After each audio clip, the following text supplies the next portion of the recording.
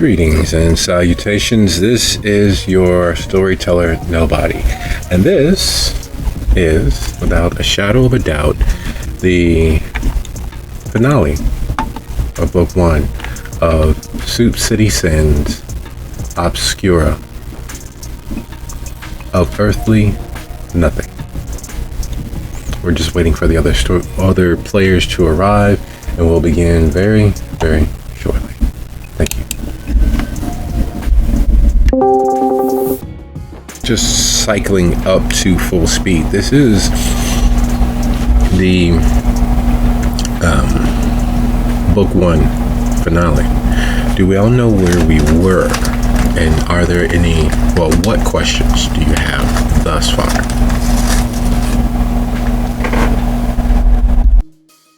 Well, let's see. We made it home.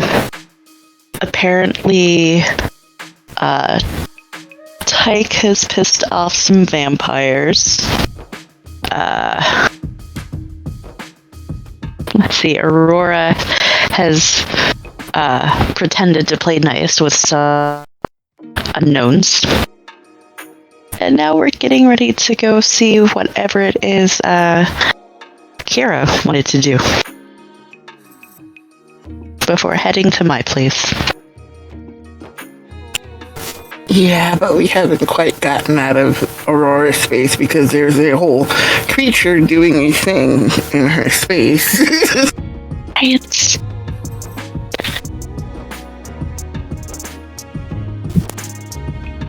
What do you mean by creature? It's a thing. Well, they admitted themselves they're not human, they're more than human, but we talked about the fact that they're not, so... creature.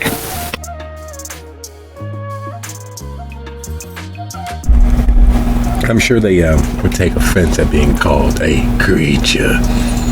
But, you know, good a word as any, right? As long as they're not around or within earshot. You probably should ask them, what sort of creature are you?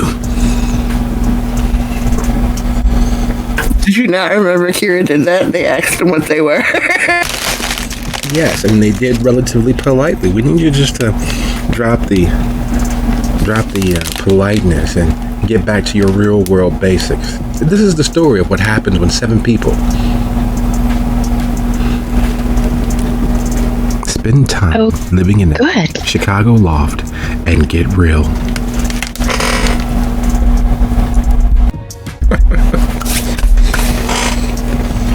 There's no price to put on your well-being. We will gladly subsidize. Or I saw it on, I forget where I saw it, whether it was actually on TikTok or was it on Reddit, but some influencer is circling back around to that. If everybody only tossed in $1 or a quarter, if each one of my followers only submitted that per month, they could pay off the entirety of their student debt. I don't know if you guys remember that old wives' tale of the guy who had everybody mail in pennies and paid off his entire tuition. Yeah. Well, it's coming back around, and now here's the thing that I worry about.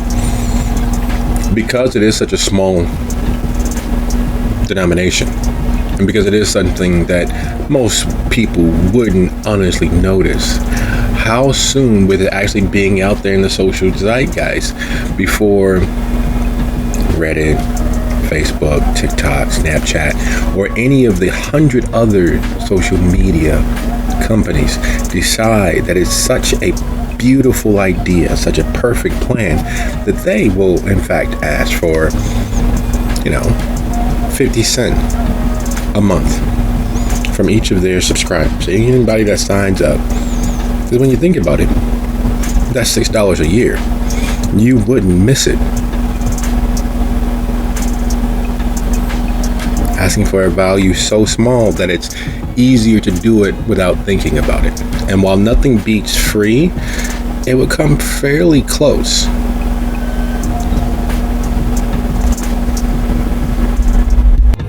I mean, what's one more thing in this dystopian hellscape we live in, right?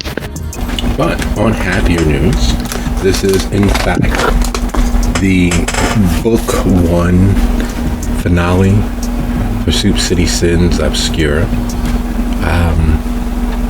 I believe that we've managed to skim the surface of the full fantastical realm. What do you all think? Do you think that we've gotten close to the spirit, if not the letter of the law, of what it means to be lost in our modern world? I think we're doing just fine. Some of us more than others. I mean, you know. Choices were made. They were.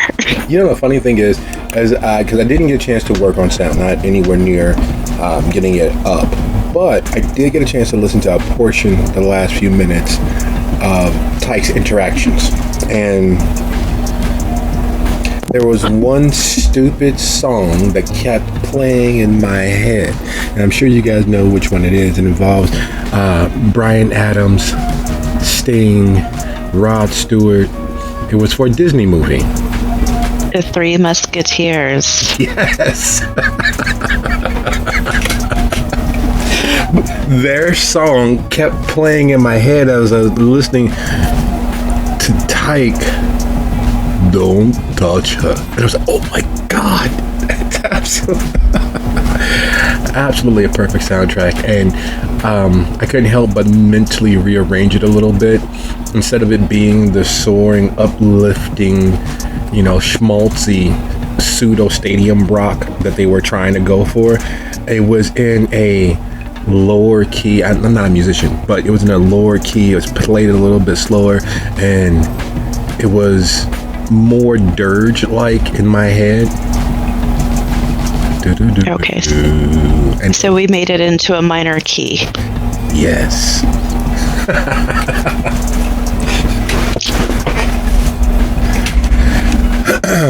But yeah, so I'm stupid, but that's just what popped into my head in driving that across, because there is no statistical way for it to end well, and that is one of the beautiful tragedies in the offing.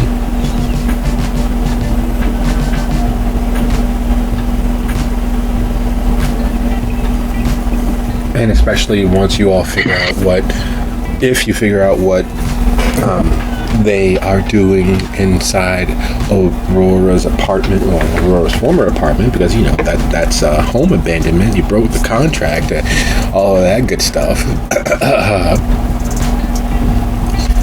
But as we know that Kira will be along as they are along, do we have any questions, suggestions, hypotheses, or corners we'd like to round out before diving in with both feet? I mean, you would think changelings who know that they could be sucked in the ferry at any time would have auto pay set up. Do you think that? I mean, some of us only have resources of one and can't afford that. I know the chat has been slammed, but I never got my briefing. You did not. I don't know. I thought about writing a small screed about what victory in this style of roleplay actually is. I had thought about just a helpful opinion piece to put out there, maybe to lean in the right direction. I'm not sure if you guys even if I've talked about how I think we win. I try to put across how much and how deeply I appreciate the opportunity to play. But part of that is the victory for me is getting the opportunity to play. No matter what happens to whatever character that I'm embodying, no matter what happens to the character or the story that I'm taking part in, the victory is in the opportunity to step away and engage in his hobby. The victory is not overcoming anything. The victory is not losing to anything. The victory is not getting my absolute way on anything. It is being able to tell the stories of these characters who moments before seeing them in action didn't exist. It's the victory is in exploring whatever there is there to explore. And then, I try to temper it when dealing with other players so that it's not so occasionally harsh.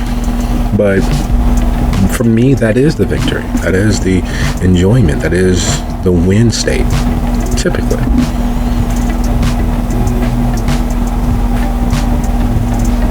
But that's where I am. And in a similar note, but in a similar stage, I'd like to say thank you. It has been a very long time, a very enjoyable trip, getting this far down the rabbit hole, going this far off the beaten path, getting the opportunity to know, learn of, and witness these characters' existence in the few moments that we get a chance to share, as well as all of the other characters that have helped populate this version of the world in my imagination. It's been a enjoyable trip. It's been a hell of a voyage, and there's no other way to say it more honestly than thank you all for your efforts, your time, your energies, and the opportunity to get to know you and the characters of your imaginations. And without too much more ado-ing until we don't, I'd like to say that this is officially Soup City Sins Obscura Book 1 finale of Earthly Nothing. When we last left the coterie, when we last stepped away from this motley, this group of heroes of our minds, villains of our hearts, and creatures of boundless potential, Tyke had suffered a crushing, ferocious exchange of blows with Sweetie Pepper, in the name and in the service of defending that which matters to him nearly above all. Aurora, Hazel, and Kira have found that even this side of the hedge, even free of all that is Apocrypha, all that is free of Obscura, all that is free of Arcadia and all of its boundless realms, that there are more things in this hell than in all of the wild imaginations of those that inhabit it. This being, having assumed ownership, temporary though they say it might be, is beyond all previous understandings of what the world had to offer. And with that bleeding, torn open understanding sitting across all of our minds, all of the motleys being, that there is something else out there in the dark. There is something else. There are some things crawling, slithering, stalking this side of the hedge. We dive in. Anti-alphabetical with Tyke,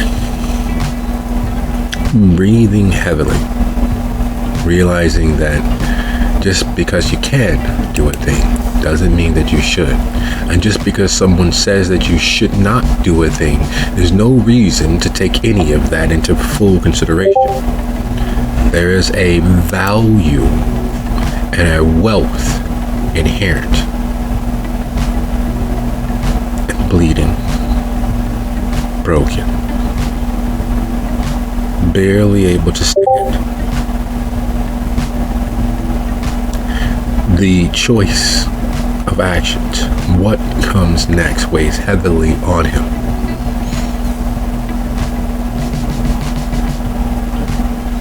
In other words, what, in fact, will he do in this moment?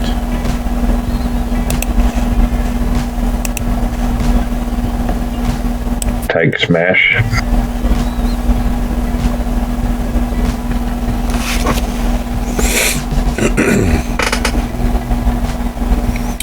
So, summoning the reserves of his strength, summoning the reserves of his stamina, he drags himself to his feet. Sweetie Pepper, smirking, his fists covered in the viscous ichor of Tyke's life, licks his knuckles, rolls his shoulders, and sneers as Tyke charges, one step growing heavier by the second. Here's the real mechanical fact of things. Another exchange of blows, and there's nothing left for Tyke. The success that he needs is just shy of the idea of the impossible. He is effectively outnumbered, outgunned, and unlike Sweetie Pepper, he has something to lose. He has moments unrealized. He has something finally that is his. He may not remember who he might have been. He may not understand what he was before being taken away by his keeper. He may not understand that Euphrosyne Dakota was in effect drawn towards the basic fact of who Tyke was before all of this began, before all of the years of servitude and play. Underneath it all, Tyke has always been a protector. Underneath it all, Tyke has always been an avenging angel. And as you roll your strength plus brawl, we shall see if Tyke obtains the wings necessary to find his just deserts, or will he continue slogging away in this world of brown and red with each and every last of his breaths.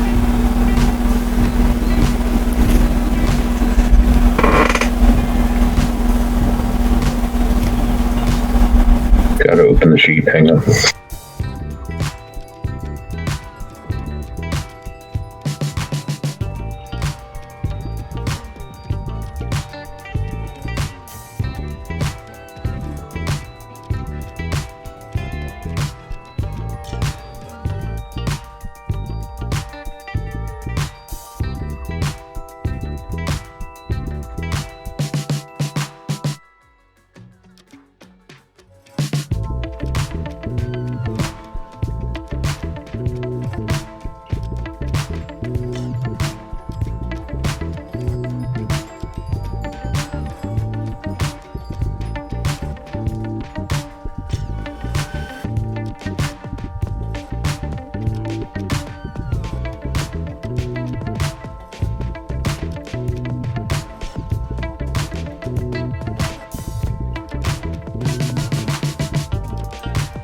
But that came off much better than expected.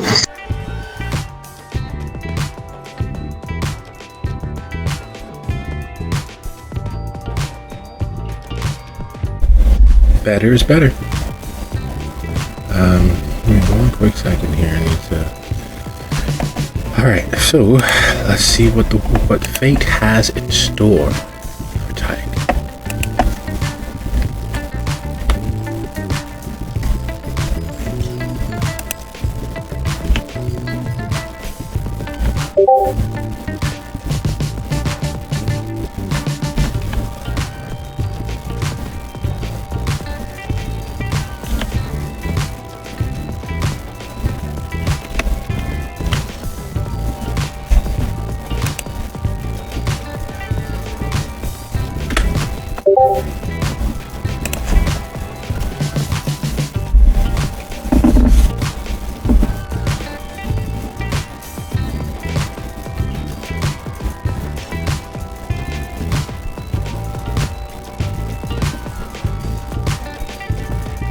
Tyke is a warrior born. Some would say that even before being taken away to Arcadia, that he carried the warrior gene. It means a predisposition to charge towards danger instead of away from it. It means a oftentimes violent disposition bent towards dominating things physically, sometimes emotionally. Oftentimes that warrior gene or hunter's gene lent itself towards problematic individuals because they were in fact meant to be at the edges of the small villages that humanity arose from. They were meant to be those beings that guarded against the wolves. They were meant to be those things that gave chase and didn't give up until they caught their prey, so that the village might survive on the meats and other things they have returned with. Even before all of the things that have taken place, that had taken place, before all of the battles, before all of the fantastical epics lived, and all of the modifications done in pursuit of those great lasting victories, Tyke was a warrior born. And even before this night, Sweetie Pepper, their rough and tumble upbringing before their death, and all of the many plots and machinations and criminality born of that rough and tumble upbringing after their death, has instilled one very real thing. Predators prey. He has grown into the predator he's always saw himself as, not taking shit from anyone, not giving respect that wasn't earned. And in this moment, the greatest respect he could pay to a defender, to a hunter, to a warrior is a clean death. A quick thing. A snapping of bone. A removal of necessary internal organs. But for Sweetie Pepper, that respect hasn't been earned, and it is a gruesome, graphic thing. Because as living flesh, magical living flesh meets unyielding, dead, cold, stone-like flesh, the outcome was in question. And as Tyke tingles with and gives his all, his strength being sapped, his actions less effective than the one before, and he pours on extra effort, giving that much more and one step further. Would you be so kind as to narrate how that ends? How the fight, Tyke slips into the grave. How the tears stream down Miss Delano's face.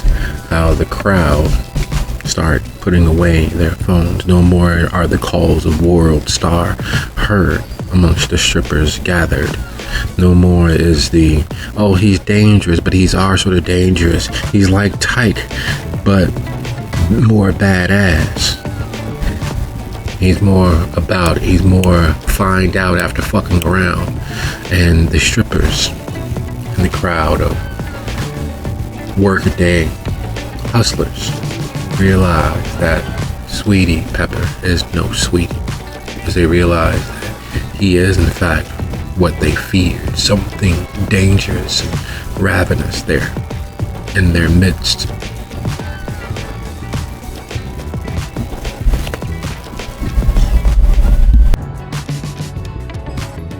Tyke will stand with a roar of "You don't touch her," and he will charge in the best he can in his battered and broken form, taking way more abuse than most people could. He will swing his giant ham fist at Sweetie Pepper's head and almost hit, but he's just not as fast as the vampire is. And then it is met in kind, and that is pretty much the end of him.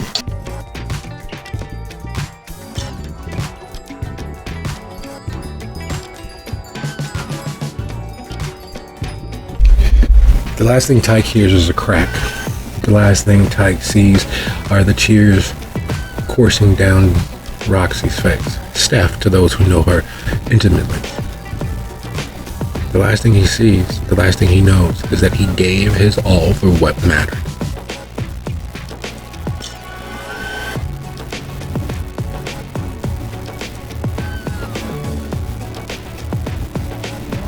And as one magical, nearly immortal flame flickers into nothing,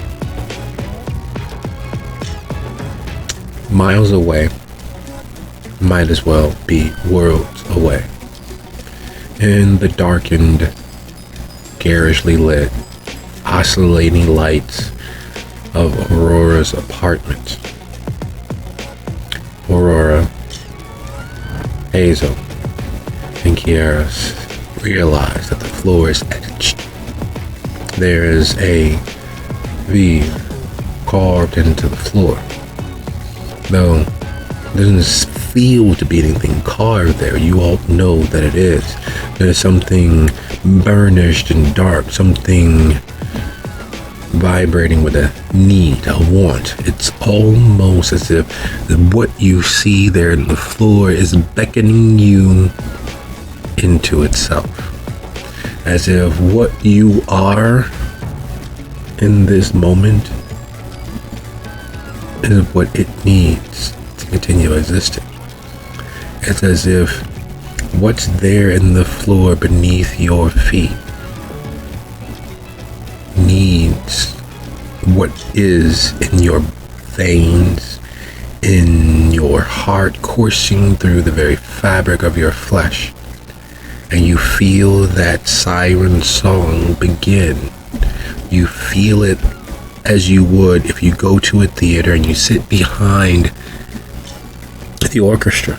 As they begin warming up, you can feel the strings vibrating. You can feel the air being moved by the woodwind section. You know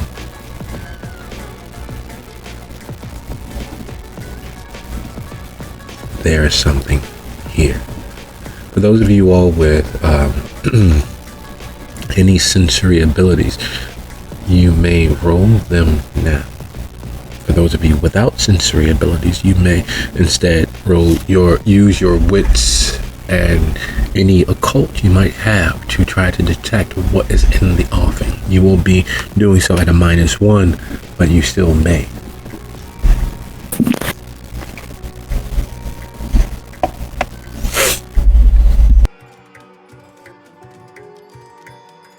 Trained observer.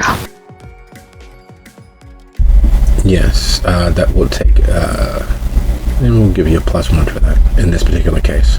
There's not much time you feel it happening, so it's not as if you had time to watch it in the offing. Then you said it was wits or intelligence. Wits.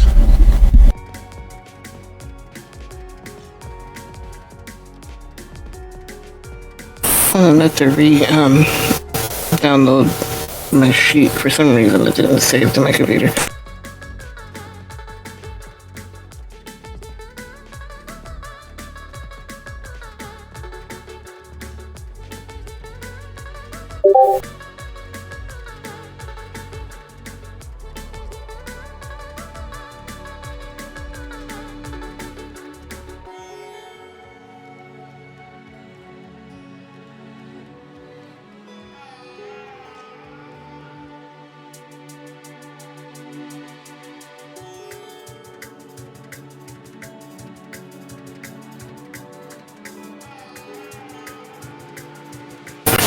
Okay, I do have acute senses. How would that work? You receive a +1.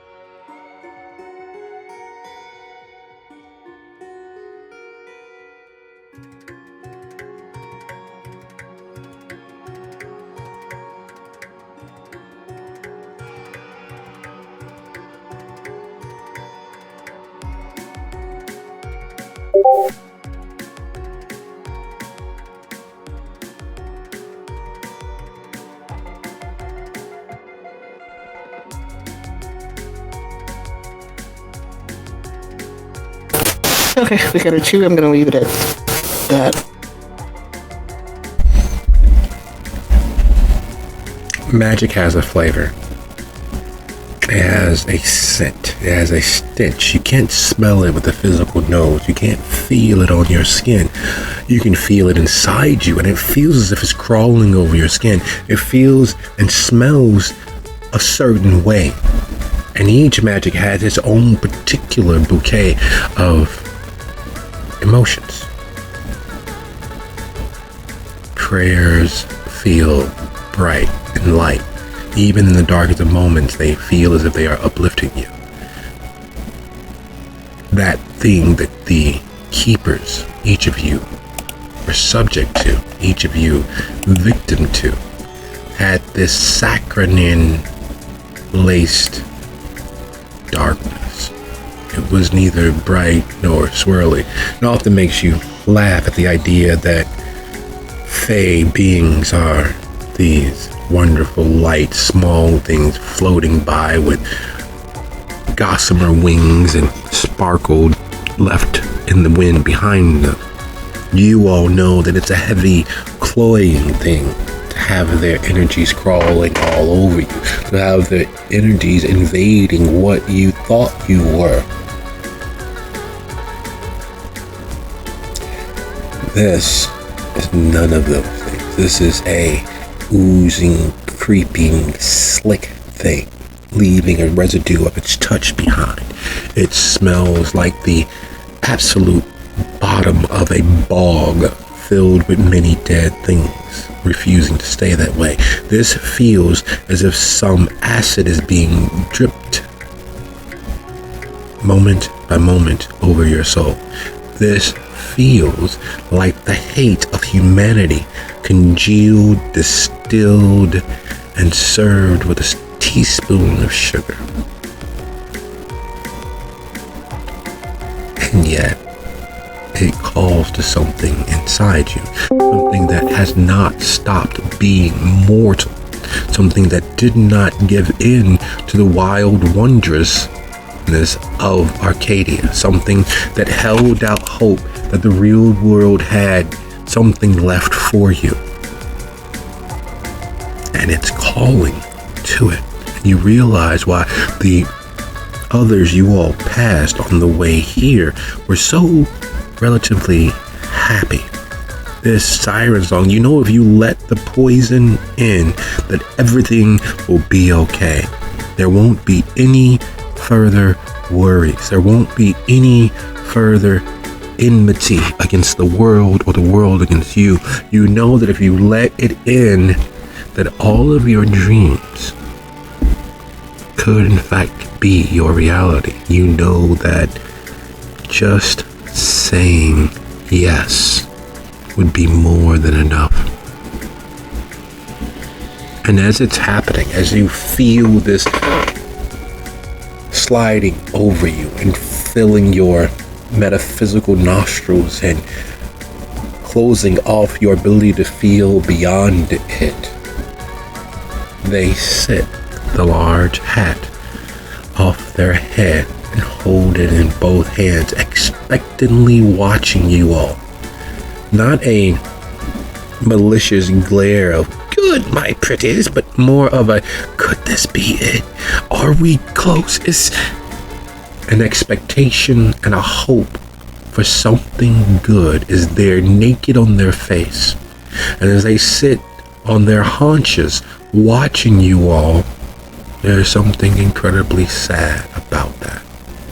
Who could be hopeful in this dark night? Who could fight the statistical probability that everything will work out to its worst ends? And yet, right there, crouched in front of the door, sitting on their haunches, is a being that carries that with them, that has it nakedly sitting on their faces. What is it that you all do in this moment, realizing what may be afoot, realizing what is crawling over your skin and seeking entreaties to be allowed in? So what would Autumn Mantle do here? That's the one that helps make supernatural abilities against me not work quite so well. Right now, you all have not become victim to it. You see it in the offing. What it would do would give you an additional bonus in resisting if you decide to stay. It makes it so that of all of your associates, you're most likely to be able to say yes and still not be prey to whatever it is in the offing. It's as if you can see the wind up of a punch, or worse yet, something in the dark spreading its arms wide, asking for a hug that you are sure you won't be able to escape. You see it happening and you have the opportunity to act. What is it that you all do?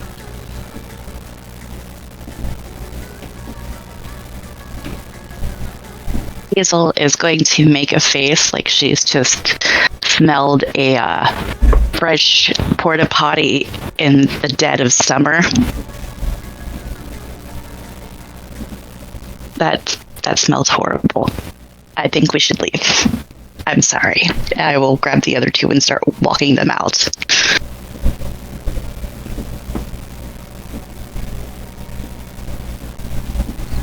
Kira, Aurora.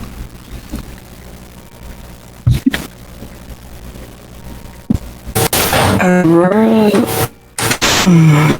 doesn't want to give up this fight just yet, but at the same time, she doesn't know what this thing is. And the way that magic feels is all wrong. So, listening is probably the better part of Valor at the moment. And they can handle this another time.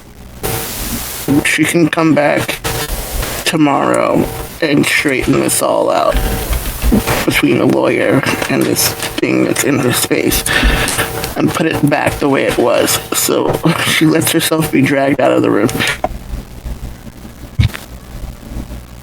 Same with Kira.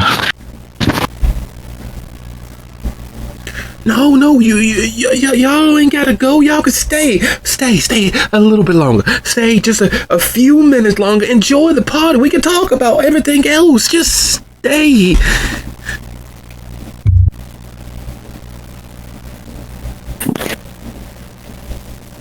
My dude, if you wanted friends, she'll gesture at that mark on the floor that she may or may not actually be seeing. That's not the way. We'll talk to you later.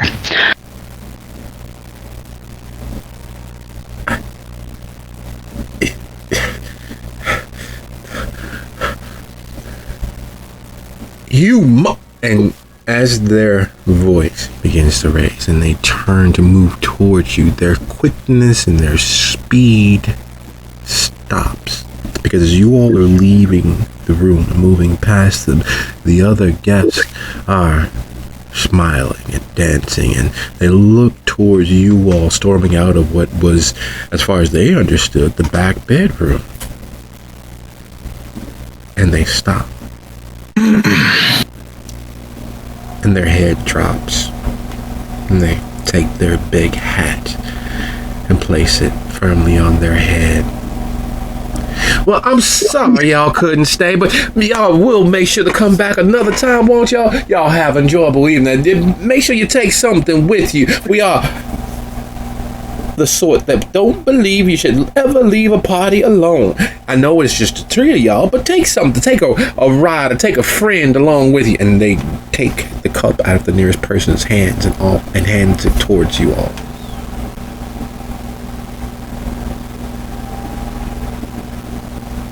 Hazel will take it and set it on a table as she's walking out. Didn't say had to drink it. She took it.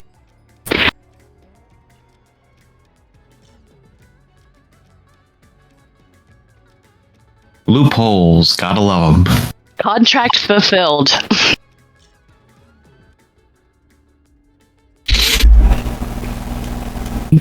There is a cost to everything. And it is clear that whatever that is, whatever they are, whatever is in the offing, there is a cost that they are paying that leaves them bare and ragged emotionally. You can see the wide varietude from their need of you to their want of you to their enmity of you, all in the matter of a few quick seconds as you all make your way out. The world moves forward inch by inch towards an oblivion that it draws to itself. In other words, everything ends, but the end doesn't mean that's all there is. The world cycles through oblivions, apocalypses, the last holy war, the Gehenna, repeatedly. For many, it happens on a nightly basis. For many, it happens every day. For many, they exist in that turmoil of their world ending with every emotional exchange. It's one of the many reasons why the lost that have become reapers are so successful. People accept their damnation with both hands, and they ask for more. And it's hard not seeing that even though the drug use is at a minimum, and even though the inebriation is at a minimum, that most of the persons that you are passing as you leave are willingly accepting that something is wrong, and they dance right along to the devil's tune all the same.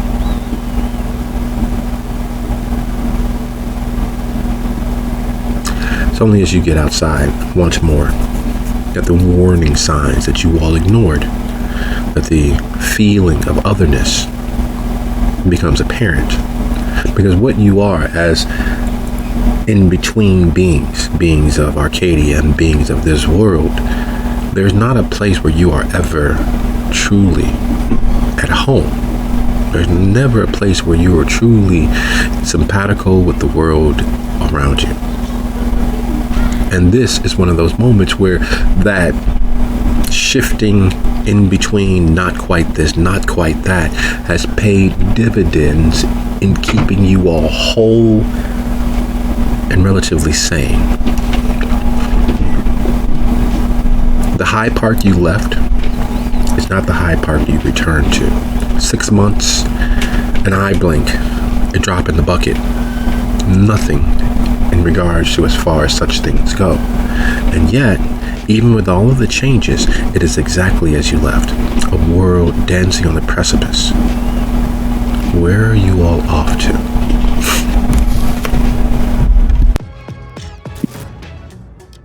I believe next up was Kira's errands.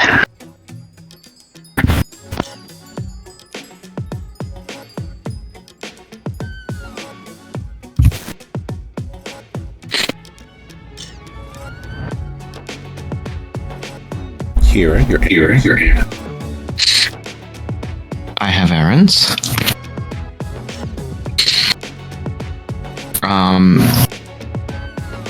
Just so I'm on the same page, because I joined late. We're picking up basically from where we left off last week, right? Yes. We just left the, okay.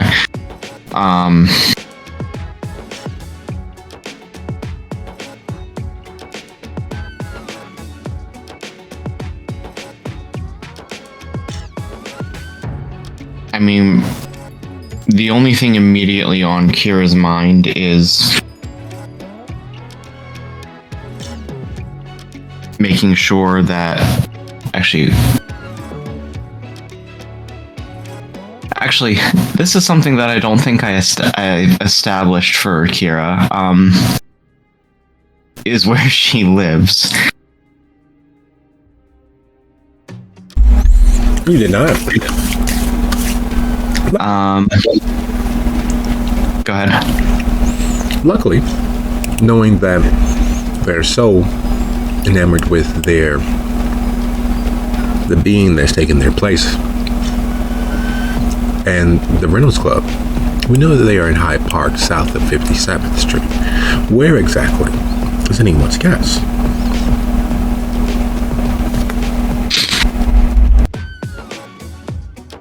So then I guess Kira would want to check on those two places to see if their fetch is still alive and if the book club is still active. But other than that, Kira was probably gonna head back with Hazel to her place to just kind of settle down and just go through everything that just happened to them. And it is quite a lot. Luckily for you all, the walk to the Reynolds Club is a relatively short one considering. Now, it's one of the better kept open secrets of the University of Chicago. There are roughly 40 separate clubs and small places to have a bite to eat, to, in other words, to socialize in between all of the coursework that one had to do. The Reynolds Club is a part of the quad there at 57th and University. In fact, it is the cornerstone going west for that particular quad.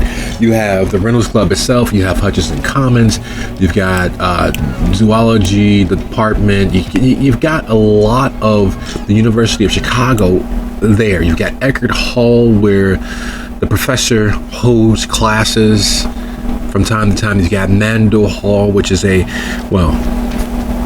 it's an auditorium for lack of a better word, but it's also so much more than that. There's so many rites of passage from one class to the next that happens there.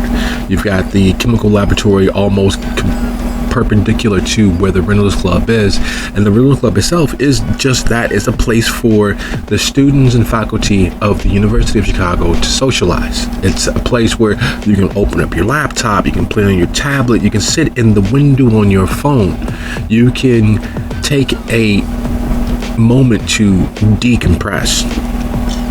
There are enough tables and enough spaces where one can socialize and en masse, or just privately in a little corner and people watch.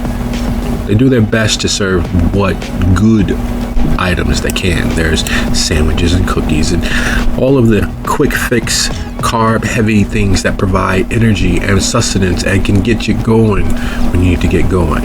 The coffee is ridiculously well made, and it's a place where it is hard to feel out of place.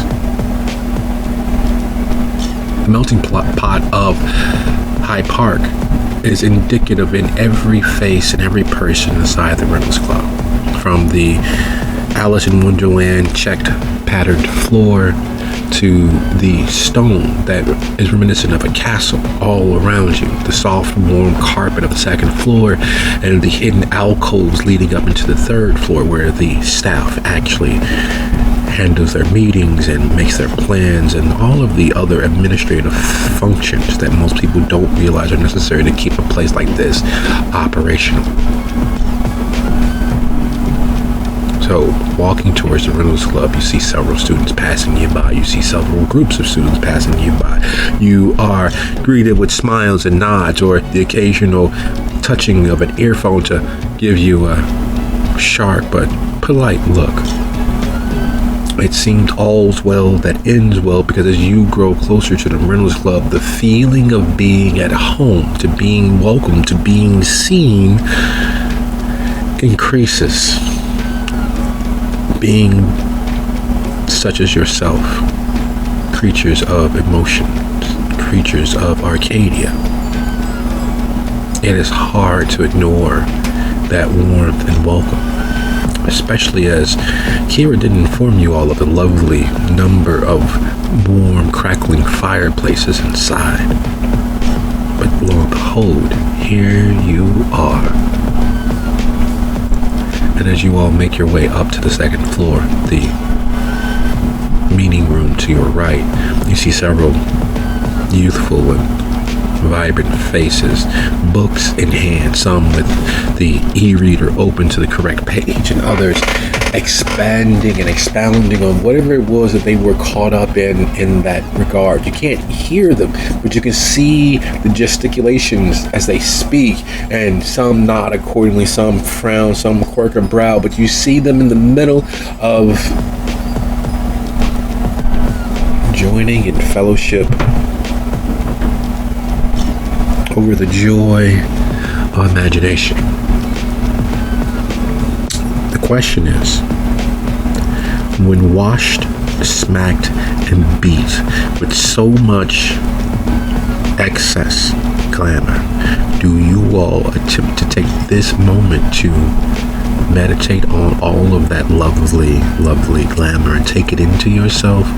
Or do you resist the urge to allow what you are to overwhelm you in this moment?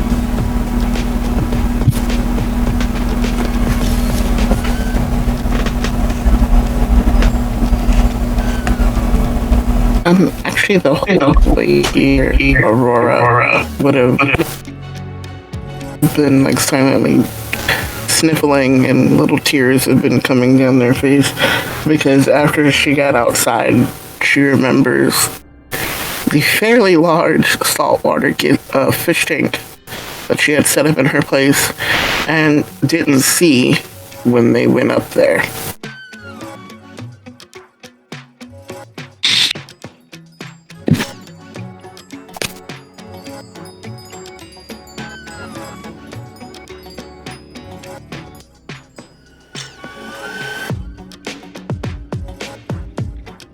Kira, seeing this, not knowing the exact reason behind it, will simply say, "It's okay. We'll figure something out. I'm sure there's some way that you can get your apartment back. It's not going to be that bad."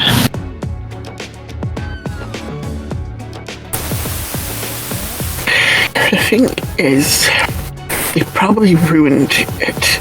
They probably gotten their mucky stink all over it, and it's never ever gonna come out.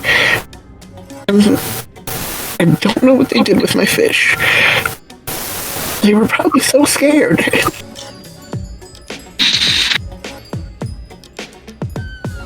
Fish? You had fish? Hazel will look confused for a minute, like, well, I guess that makes sense. Cool. I'm a water elemental.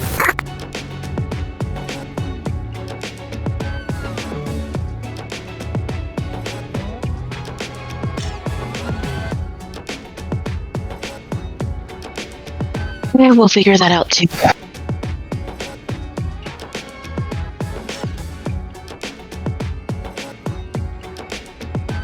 I'm sure we can get you new fish.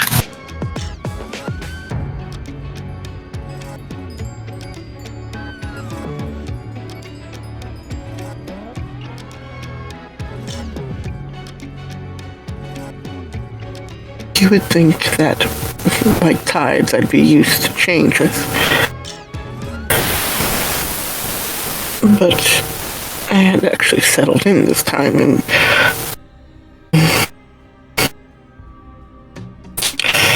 it doesn't matter. Like you said, it can be replaced.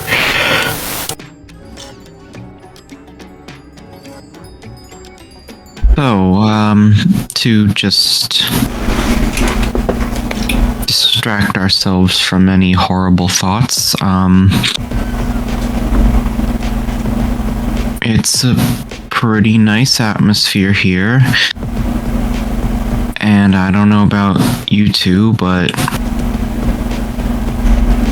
going through the hedge kind of took something out of me, so anyone feel like trying to Have a get snack. some. Yeah.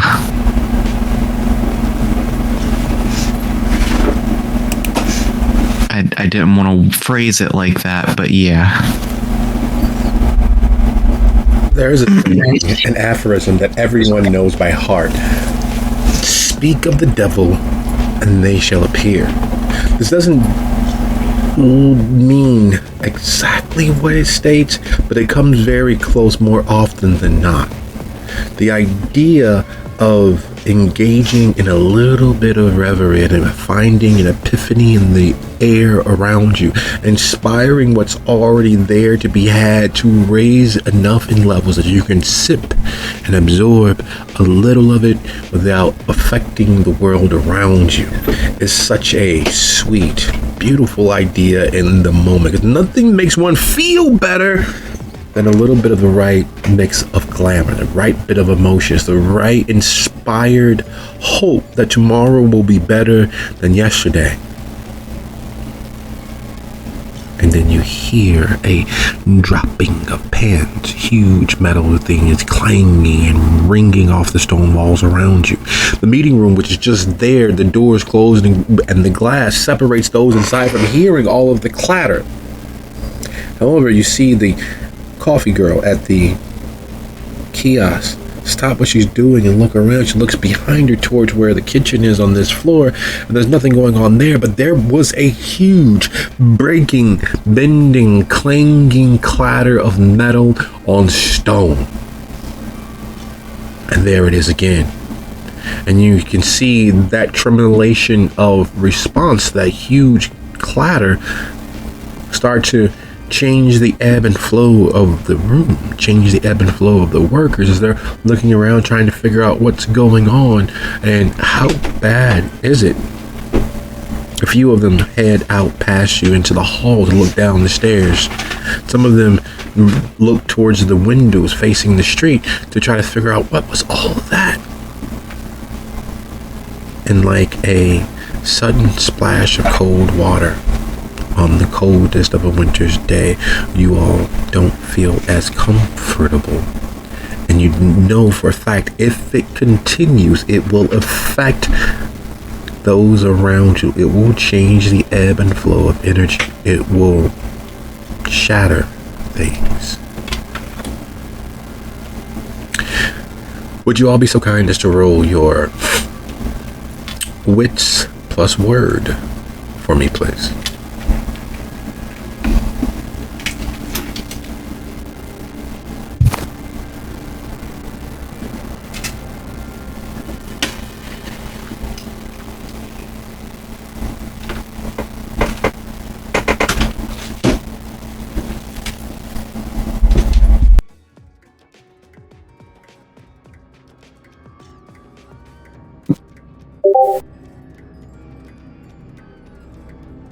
Boss. Same.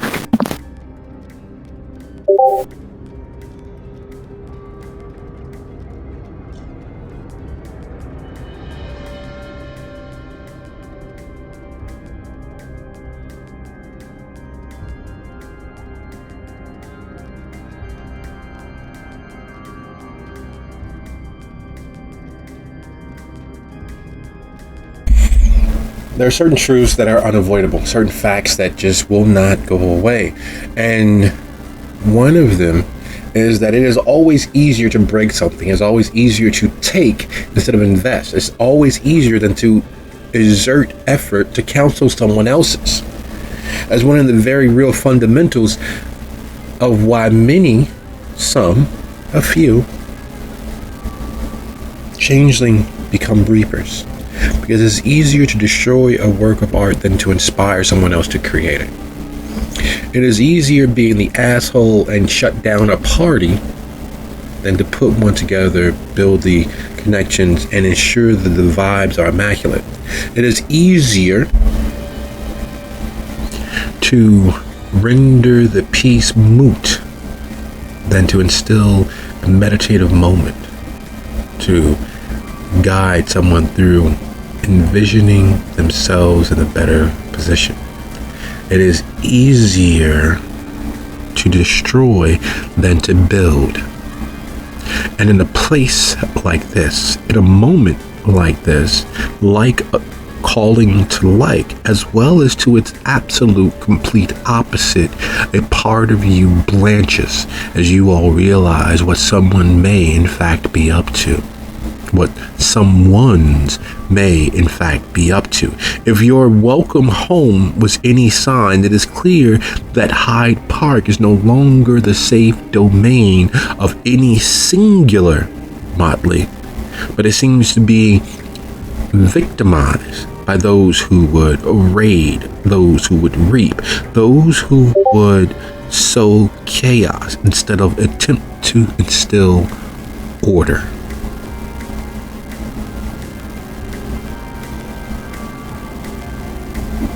You all can allow this to continue, or you can seek to put a stop to it.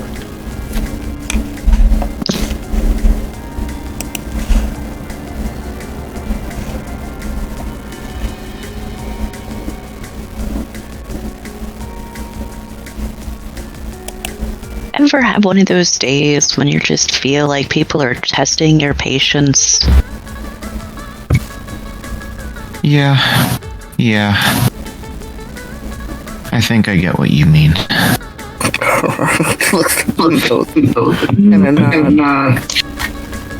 So, shall we run towards the gunfire, so to speak, or shall we just ignore it and deal with it a different day?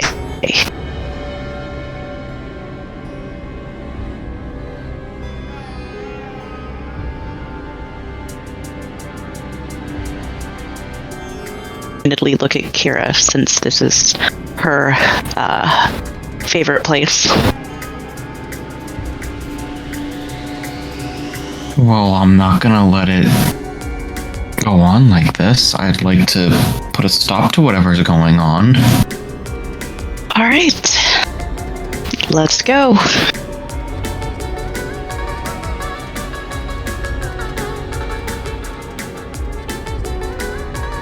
I don't remember whether Aurora had sleeves or not, but she rolls up her imaginary sleeves if she doesn't have any. It's okay, we're changelings. We can make believe we have sleeves.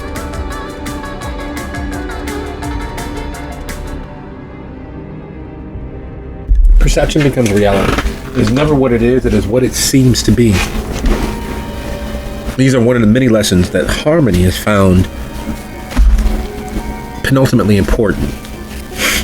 Because while there's a certain adoration and adulation that comes from being very close to what kept you, because part of their makeup, part of their fierceness is in never being what she was created to be. She was created, molded, melded, manipulated into being something that is simply seen. She was created, manipulated to be an example, a pillar of attention, adding to Lady January's court because she has all of the beautiful, pretty little things at her disposal. One of Lady January's things could never be anything but immaculate. One of Lady January's things could never be moved to interact with the world. It was all beneath them, and by extension, beneath her. One of Lady January's things would never be sullied, bloodied, nor broken. You were there to hold the intention and fixation of all of the many guests, whether it was Lord, Lady Anise Wormwood, or whether it was Yardley, or whether it was Euphrosyne Takora, or whether it was Mam Muntu, or any of the other gods of Obscura. You were there to be beheld. You were there to tease the imagination. You were never there to be of any real actual use. So being free of all of that, having escaped, having fought, having earned your way here, being of use is very core to what you are. And in the last 6 months, having taken up residence in Hyde Park as a way to initially make your way into meeting the Hyde Motley, a way to find a place of being useful and slowly building up to it. But with the funeral, there wasn't time, and so one thing led to the next, and then leases were signed, and the core was chosen, and a life was built so that you would have something to offer than simply being seen.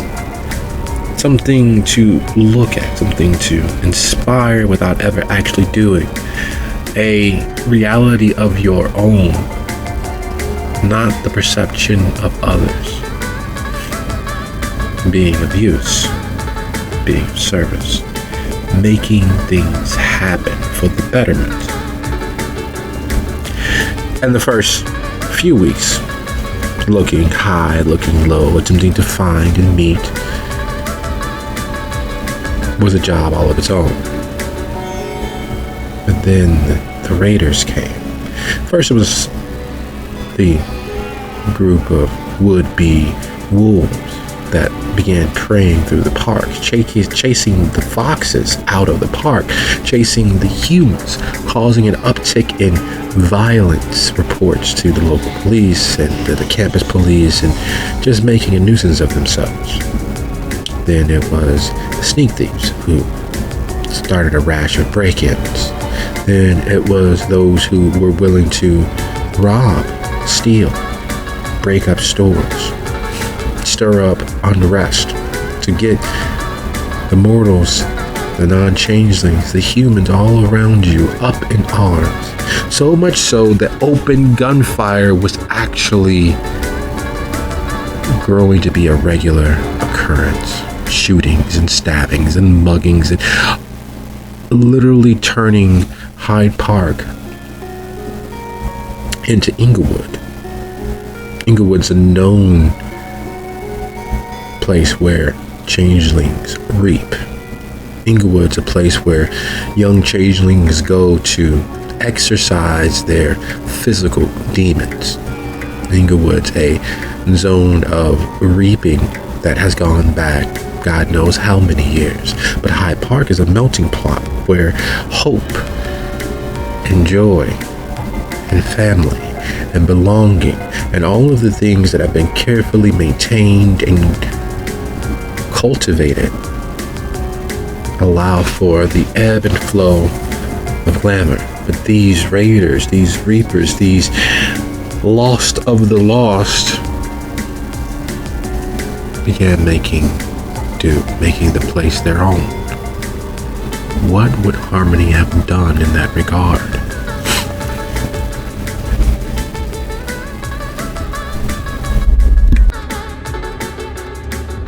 She would do what she could to disperse them, chase them off. I guess kind of a cat and mouse game, probably both ways. For the first time she stood up to one of the reapers, she was outnumbered. All eyes were on her. The expectation of her loss and retreat was all but a sure thing. But her skill and her determination in the moment drove them off. And then she began hunting the hunters. She began preying on the preyers, driving them from their course of action of disrupting the peace. And soon, sooner than most would expect and longer than some would dream, she engaged in a full-fledged, never-ending war with the Reapers. A non-ending, unyielding war of attrition, both psychological as well as physical. They'd come for the freeds because no one could be anywhere and everywhere at the same time, and she did everything she could to plot, plan, and understand their next move before it happened. Where were the big groups of people? Where were the parties and celebrations? Where were the gatherings where it would be easy to destroy someone's hard-earned work, where it would be easy to break something of value, where it would be easy to destroy a piece hard-earned? So she plotted, she planned, she moved, she countered, she danced, and that leads to tonight.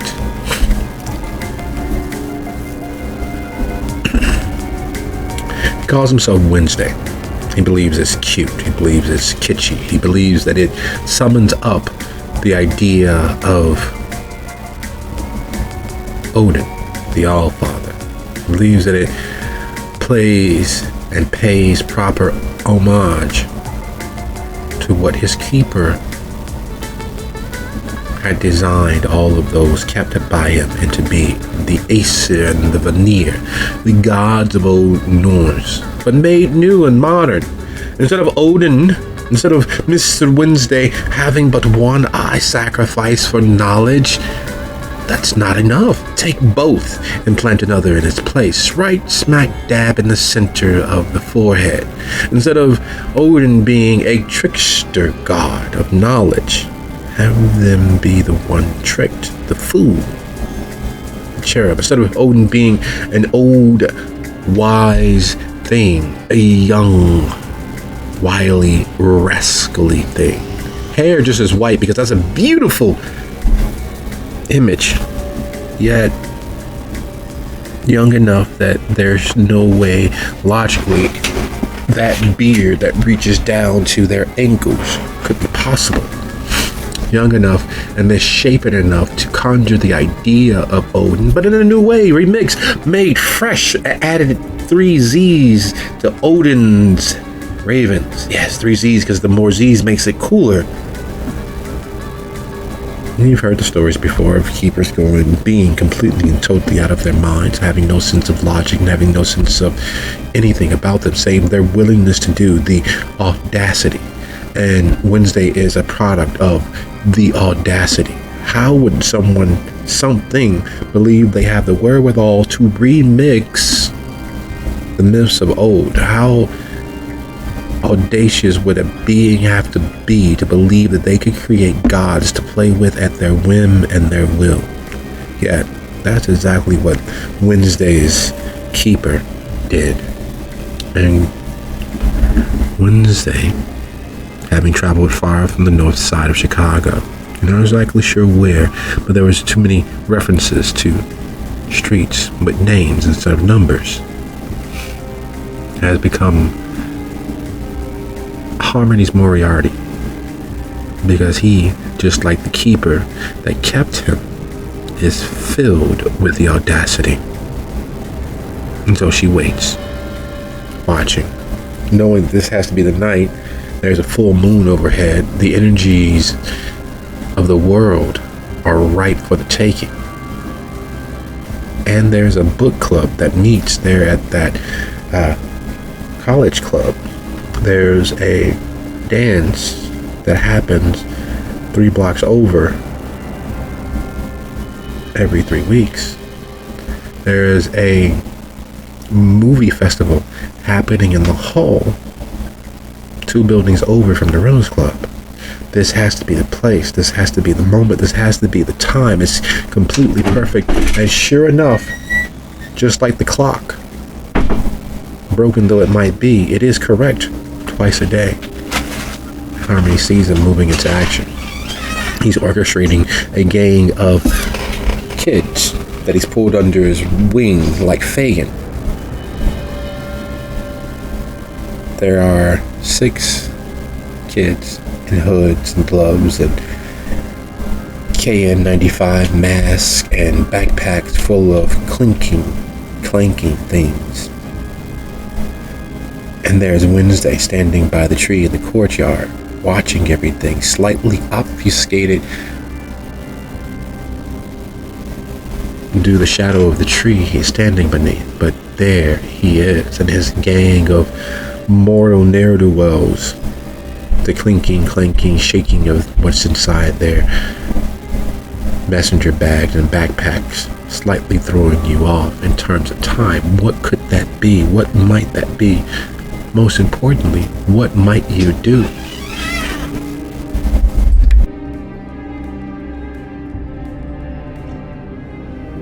She will watch them for a few minutes, make sure that there aren't any more coming, and then she will quietly and openly approach them. Oh shit, oh shit. Wait, no, it's not a cop. It's not. Who the fuck are you? Yeah, who the fuck are you? Get the fuck out of here. And Wednesday, bold and vainglorious as always, this person was part of our old gang, and they are here to stop us. Don't let that happen.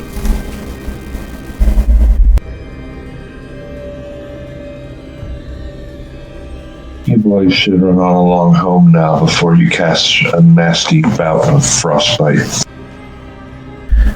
The first punch thrown wild and lopsided, and with the audacity of lack of forethought, with no plans behind it, just the sheer mindless, foolish aggression of youth, knowing that they have forever, or they feel that they have forever. The immortality of youth is very, very real, in fact. And as the punch goes high and slightly to the left, you know it at best could be a glancing blow. But the idea of these dirty, filthy urchins putting their hands on you is not exactly the most comfortable of things to live with.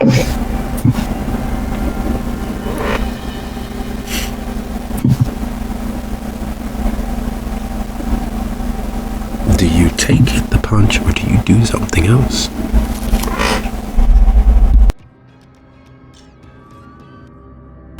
She will skitter out of the way. She looks like she's going to be overwhelmed. Then a pair of knives will find her hands. Nice. So we're just going to go ahead and roll your strength plus melee, or stamina plus melee if you're attempting to simply keep them at bay.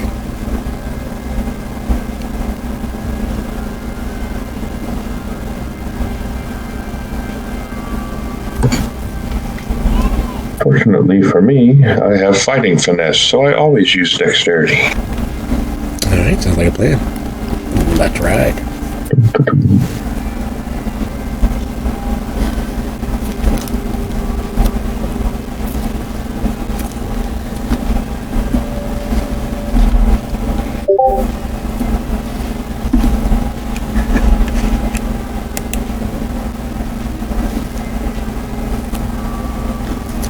Three successes. That is a complete and total success. So as you fend them off, poke them here, nip them there, and otherwise become a whirling dervish of an example of what grace is under fire is supposed to look like. A twirl here, a high kick there, a step under here. It looks like a dance or a choreographed fight. You know exactly where things are going to land, and you are no longer there when it's supposed to be. You're out-thinking them, out-maneuvering them, and you realize that there's just a level of class that they are lacking despite their amateur and insistent belief that they are threats. It's only as you see Odin tossing a garbage can over that you realize that more is afoot than should be. These ne'er-do-wells, these urchins, part of the plan, yes, but only part of his plan. The moment the garbage can goes clattering over, slapping against the building, it begins to multiply. It literally, like a bouncing ball, it lands and clatters, and as it comes to a rest, there's suddenly two that are coming to a rest, and then there's three coming to a rest, and then there's four. And out of each of them,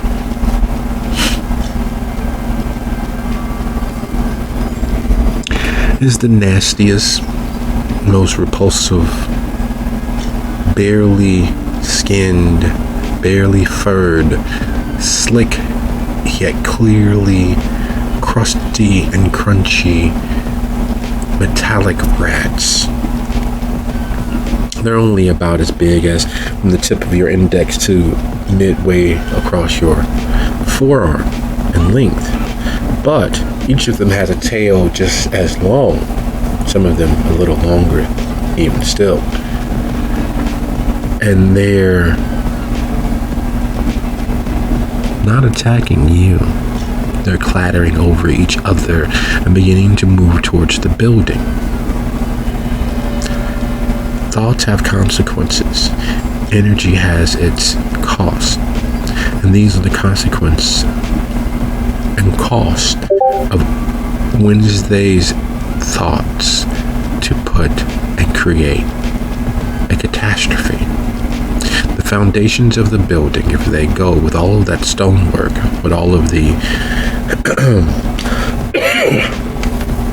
weight, if the foundations of those buildings go, then those inside, well, there's magic in death. There's a weight to all of that life being damaged and snuffed out. The outpouring of grief would be monumental. The need for a cathartic cry would be extreme. And for something such as yourself that reaps and takes, it would be a banquet and a buffet, the likes of which none could ever truly imagine. You've seen reapers reap, you've seen raiders do what is necessary, but the destruction of this level and the sheer audacity to do so puts Wednesday in an echelon all his own.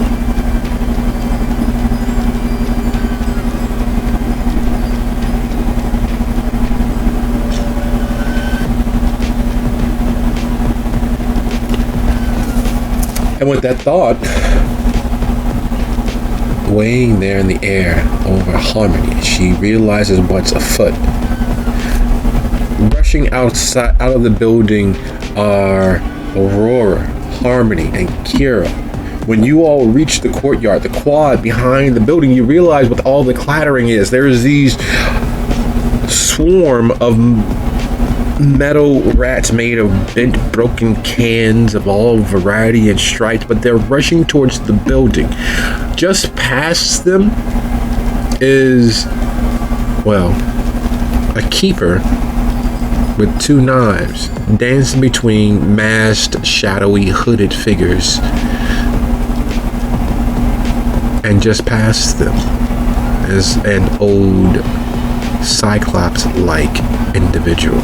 Though old is a misnomer. They should be old with the beard that long and that bright, but they're not. Looking at their face, outside of the central eye and their forehead, you would peg them somewhere between 18 and 22 at the outside.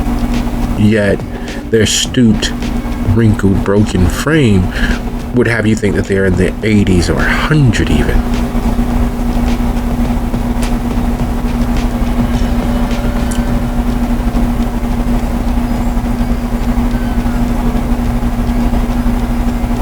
And with the rats rushing towards the building, with the keeper dancing and fighting, fighting the six clearly young, youthful, shadowy things in their midst, and the old wizened Cyclops. It is 53 after the hour. Let's be back here at the turning of the hour exactly and pick up right here with actions, thoughts, plans, and assumptions. See you guys and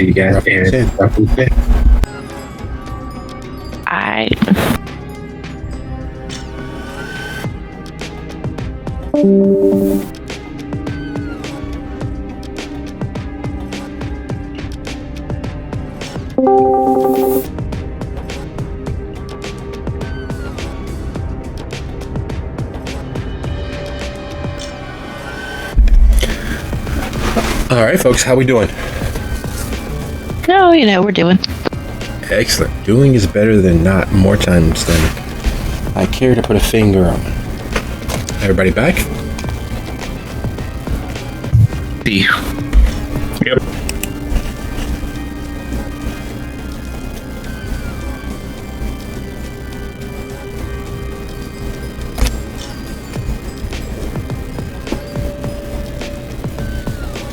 All right. So, use some water. Sorry about that. Last bit of water down. And my incense burned out tonight, which is unusual. I switched brands, and I'm trying these new, a new brand for me. It's from Walmart. They were on sale, and they don't seem to burn as long as my other incense. So bear me while I get this going. Any thoughts in the moment? There are almost 8 to 10 inch bodied rats rushing toward the foundations of the building. They haven't quite made it there yet. There is a living embodiment of a beautiful keeper fighting kids in hoodies and masks and sunglasses at this hour of the evening. Some of them even have those bright yellow kitchen cleaning gloves on. The ones that come with the Scotch-Brite scrubbing sponges. You have the Cyclops that is seemingly orchestrating things from a distance, standing underneath the tree. And it had been one of those nights.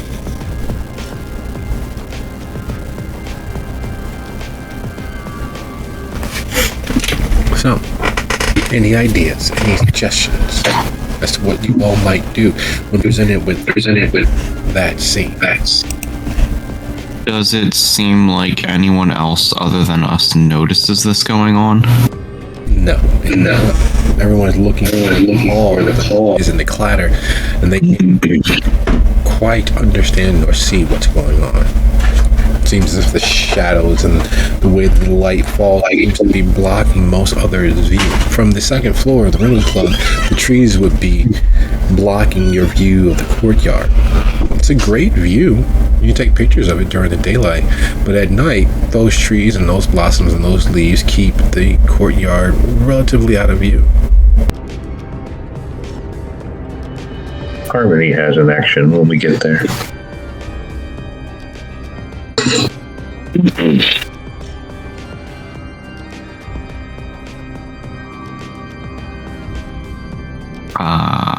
In that case,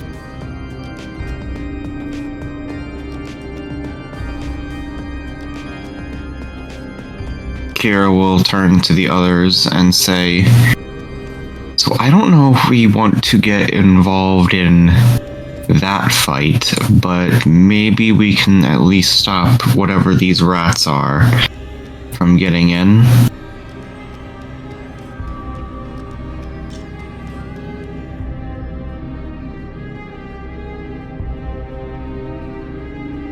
I mean, it's hard to decide which one's the bad guy. They're both fighting, but yeah, you're right. The rats are definitely a bigger problem since they're over here.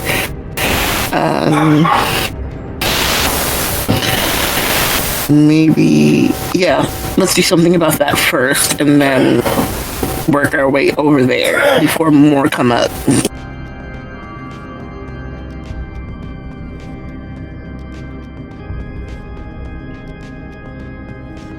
Oh. Can't say that I thought I'd be fighting mechanical rats today.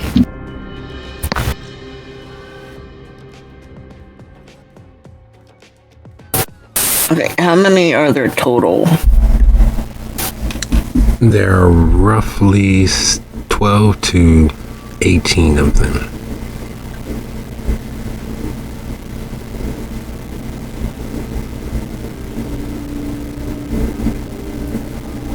They seem to have come from those 4 Oscar the Grouch-like round yard waste garbage cans.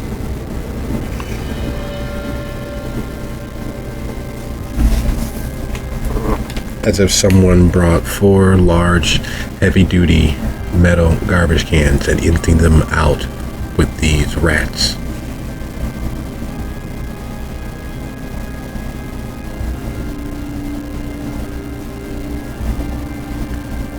Now, when I affect time on an object, it's just the one object, right?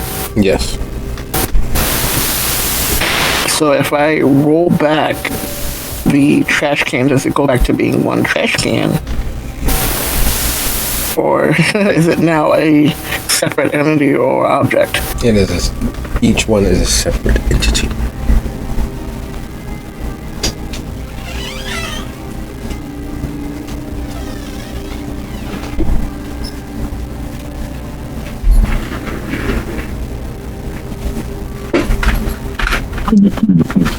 Big are these mechanical rats? The body from nose to haunch is about a foot, 8 inches to 12, and the tail is the same length as the body.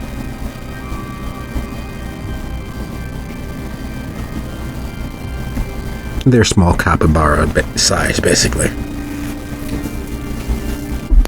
Capybara. Though unlike capybaras, they don't have a good energy about them. They're not happy and calm and placid. No, they are screeching and tweaking and attempting to, well, attack the building. If you understood rat or could, transliterate, it would pretty much boil down to get 'em!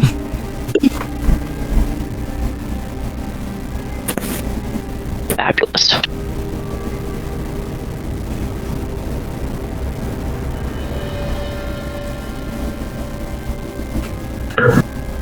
Harmony will growl and say something witty. I don't know, kiss the girls and make them cry or something, and spin out of her coat and twist it apart as she spins with her heels, and her lips will turn blue, and the wind will whip around her, and she will suck all the warmth out of a 20-yard radius using Mantle of Frost.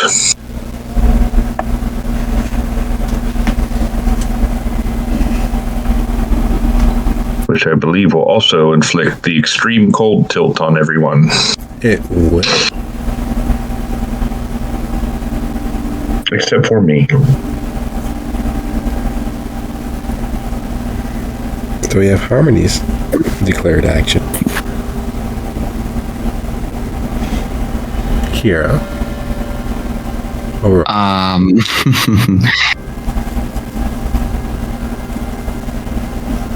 One moment.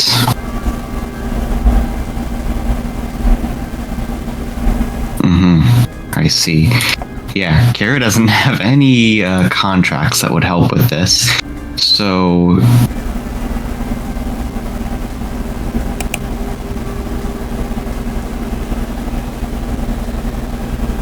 Actually, there might be one. Since it seems violence is now the preferred option, Kira is going to try and go up to one of them and use Touch of Wrath on it, and just rust it away. If it's made of metal, it should work.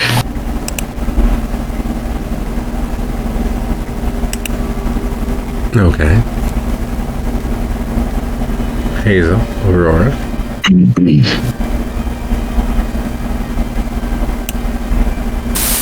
We're going to try to use her manipulation of time on the grass in front of the rats and kind of try to create a barrier, like too hard for them to get through. Like grow the grass up too high to get through. Okay. Hey, Hazel.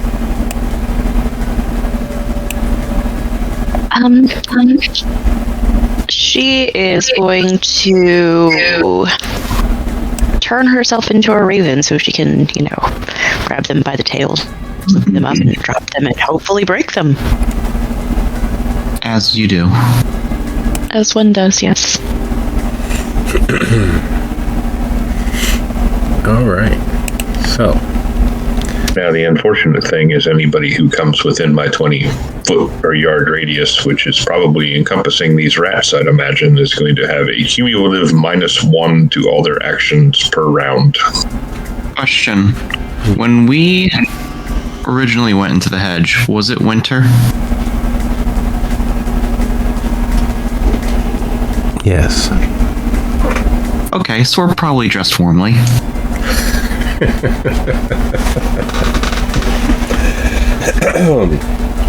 So in moments of stress, in moments of increased action,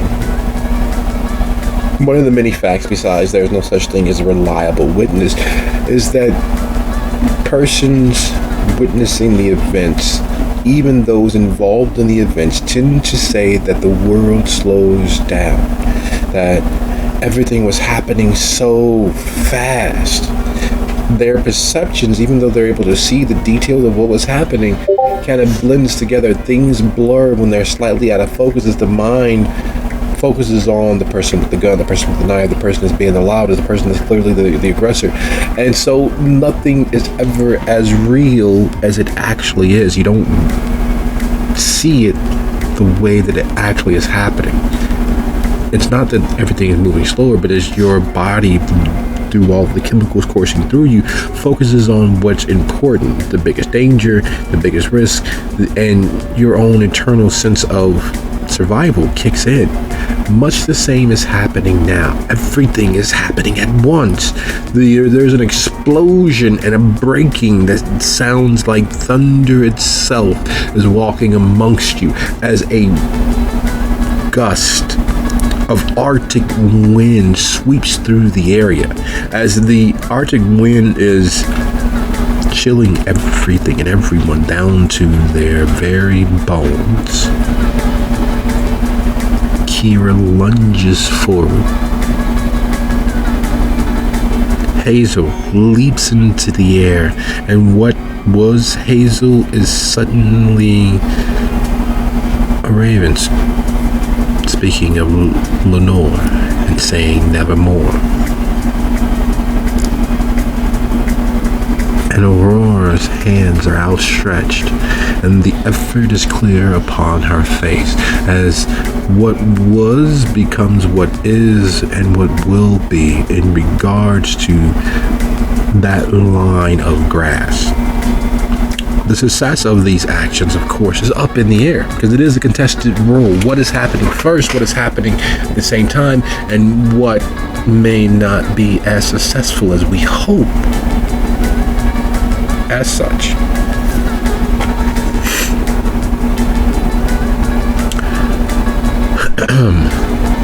would Harmony be so kind as to roll their dexterity plus word? Would Kira be so kind as to roll their stamina plus word? Hazel, you're only affecting yourself, so that is manipulation plus word. And the same roll for Aurora, as even though you're not affecting yourself, you are affecting a line to see how successful. And I will roll the 4 dice for the rats and the 5 for Wednesday separately. Forgot to ask, but did we recover glamour earlier, or did we not? No, you guys went from being and breaking things.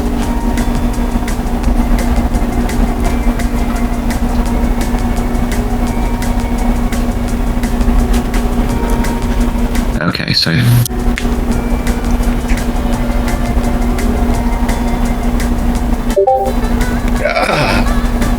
Oh my goodness. oh no. No. Oh no.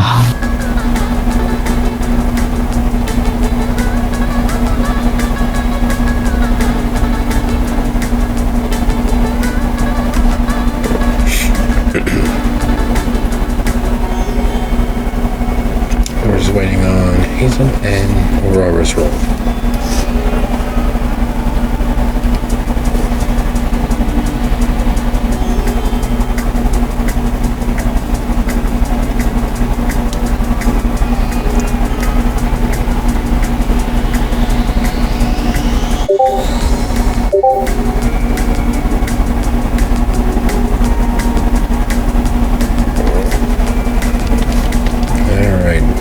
Leoratis.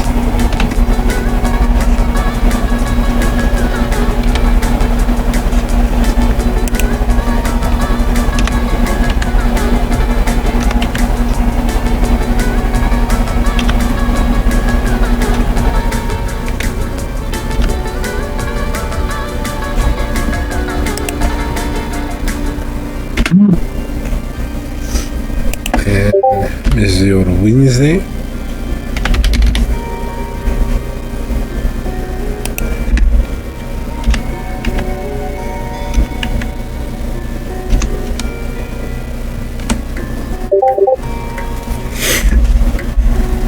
Alright, so several things happen at once, as they always do in these situations, with everything bombarding against the next. The crack of thunder in the frigid Arctic air that whips through the courtyard blows several of the rats off course. The kids go sprawling into the dirt, well, the frozen tundra beneath their feet, some slipping, some tripping, some being blown over by the wind itself. At the exact same moment, the Kira lunges forward, almost falling, and catches themselves. Suddenly, they are unmasked as what they are, a magical being. And for the children, the youths, led astray by Mr. Wednesday, looking towards them, they see a goddess materialized after a cold Arctic blast, suddenly coming into focus. Even as all of the color fades from Kira's seeming, the mask torn free, the truth of what they are unveiled for everyone present to see. Hazel shifting into a dream of Lenore, a raven sitting above someone's chamber door, swoops and swirls through the blast of Arctic air, snatching a few of the rats off course. Some squealing and yelling in protest, while Aurora reaches forward to begin shifting the grass into a wall of wild grass too thick and tall for these mechanical monstrosities to tear and break through. She misses. The blast of cold air knocking her aim askew. The target of her attention, the grass, the wall holding firm, are nothing more than dirt and grass seeds as the rats charge forth, diving through what once had been a well-manicured lawn. And as one moves close enough, they can see the whites of Aurora's eye. The squeak and squeal of "fuck you" is evident, even as Aurora does not speak rat normally. She understands the intention, the last insult, the last ha ha ha ha ha from the rats, those cold, angry, monstrous things. And with discretion being the better part of valor, Wednesday, taking flight, one foot in front of the other, establishing as much distance between him and those many lost things as possible. With Wednesday running, the kids falling, the raven swooping through the air, and Kira touching here and there, causing metals to fall apart like a toy put together with a plastic screw. What is it that everyone is doing? Because there are still 2 rats that are nearly to the building. And while 2 rats doesn't seem like a lot, you know, if you see one, there's 100. You know, if you catch 1 rat, there's a colony.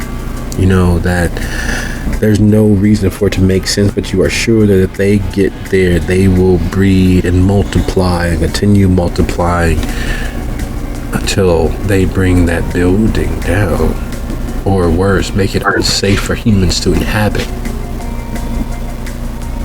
Kira is going after those last 2 rats, continuing with the touch of wrath. And just a thought I had, I imagine that when she's using it, she's painting the damage onto the rats when she uses it with her ink.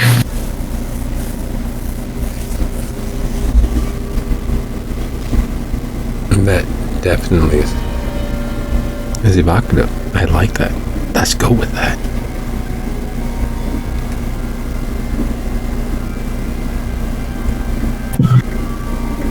As the cold somehow becomes more bitter over time, she will look at the youths who were accosting her and smile at them and say, don't make me really defend myself. Run along now.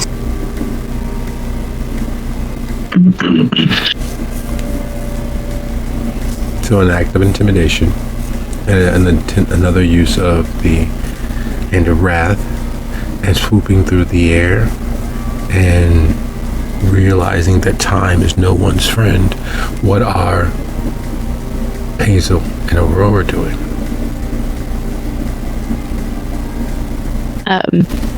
Assuming that she's high enough that she can drop the rats and they will like explode or die or whatever, she will do that and dive bomb another rat.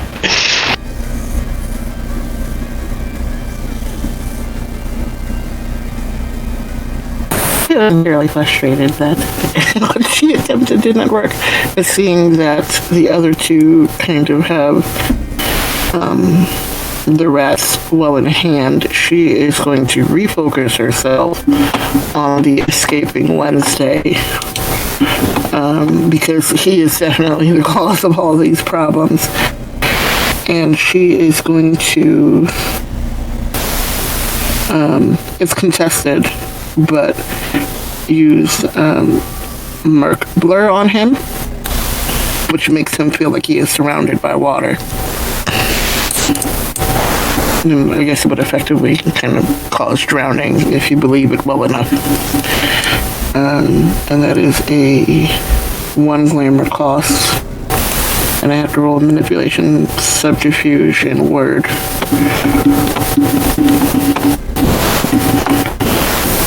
So that is what I am doing.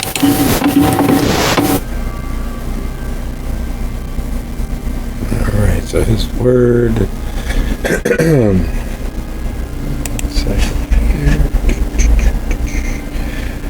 The rolls are much the same except for Harmony is rolling a manipulation plus intimidation plus word. Kira, your roll is the same, and Hazel, your roll is also the same.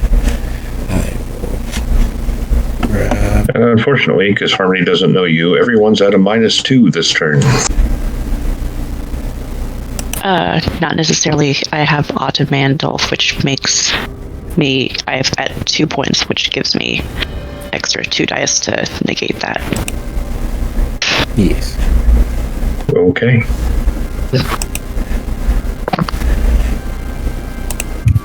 So I'm rolling the same as last time, you said? Yeah. Yeah.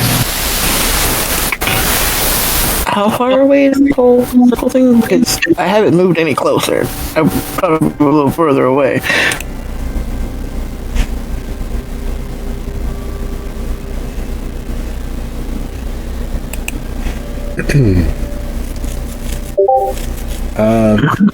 You are still in the courtyard, so it's still unfortunately in effect. Wednesday is at the edge of the courtyard and moving further on. You're trying to stop him from making it past the gateway there on the far side of the courtyard to escape.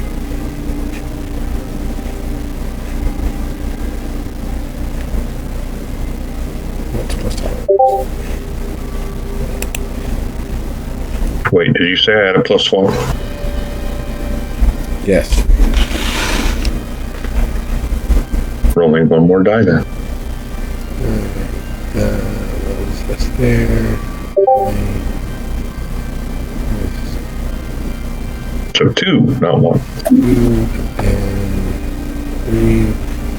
And waiting on your roll, Aurora.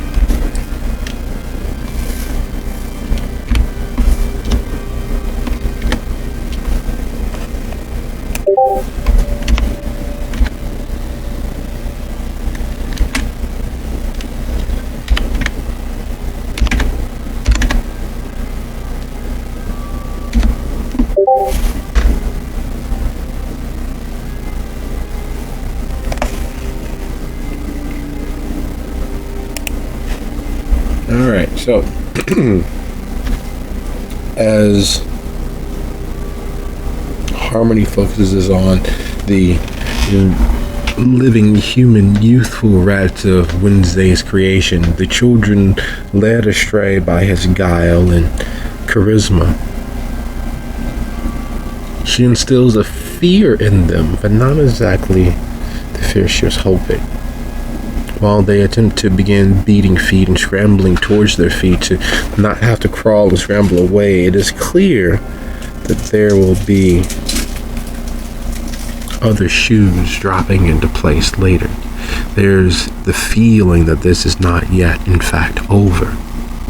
There's the feeling that for many of these 6, that this is a before and after moment, and now some of them may have a holy war, a holy childish war, but a holy war all the same. The last few rats seeking to escape, bounding backwards, dodging and dipping, and Hazel swooping and diving and catching as they twirl and pivot and attempt to dodge and dive further towards the building, because once inside they'll be able to, well, none of that matters as they go screaming into the sky in the clutches of Hazel.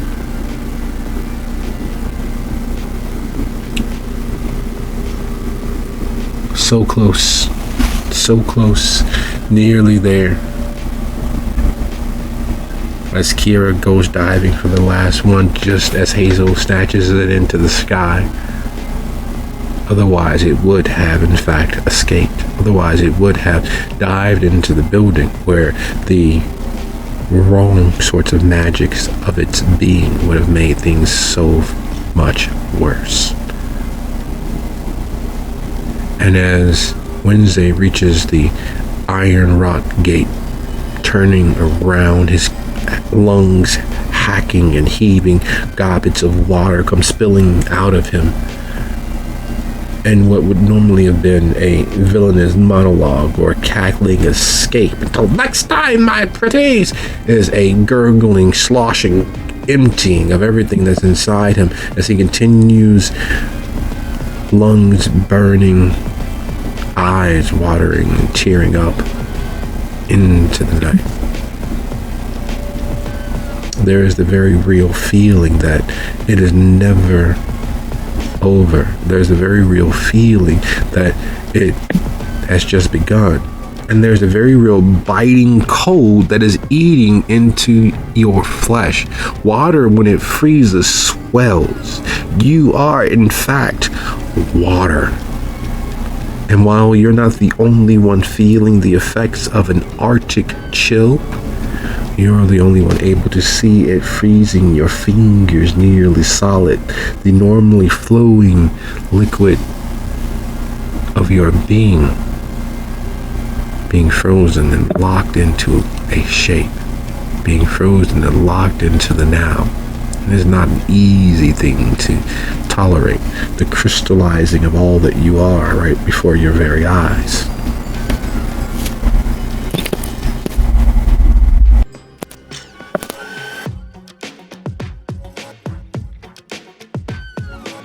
The crisis is averted. Indeed. Harmony will look at these new people, realizing that they had common goals there for a minute. But she will just plainly, calmly say, as she spins her knives around in her hands, I don't know who you are. Are we fighting?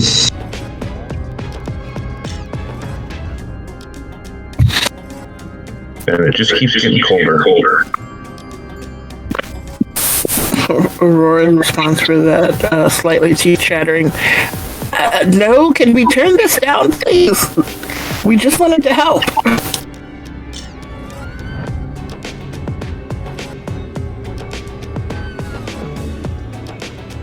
We're trying to protect this place. You said the frightened little children are running off. Yes. Okay. The Raven is going to harry them. Because fear is so delicious. Yum yum.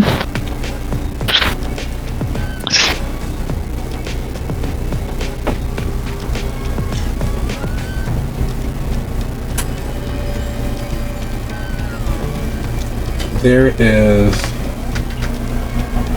a very real setting in of existential horrors. Birds naturally are alien to most mammalian things, and children are especially sensitive to the ideas and hold of fear. There's a very real part of them that believes in the unknown, that very real part of them that sees, well, worlds beyond this one. Even those well into being teenagers, there's still a touch of that magic left in them. There's still a touch of belief being stronger than knowledge. And as the touch of their fear coats the night air, it is very real and clear that perhaps being a raider, being a reaper, would be the easier, more pleasurable life's goal.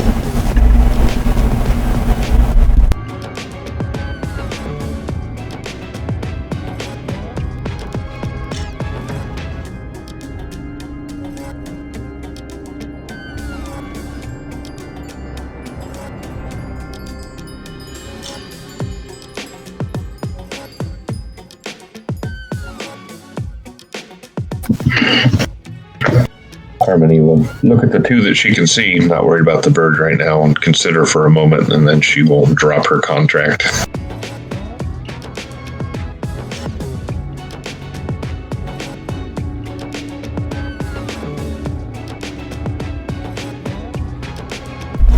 It's called a contract for a reason. It's a deal, it's an agreement. And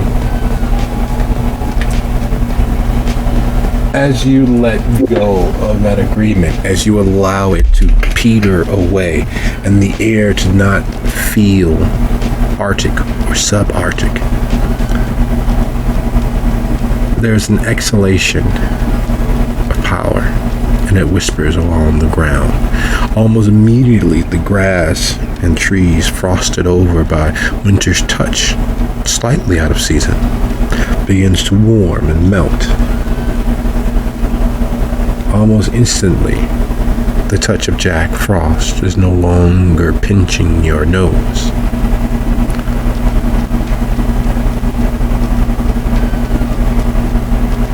Almost instantly, you're once more at the dawning of spring. Almost instantly, you feel a light touch of warmth.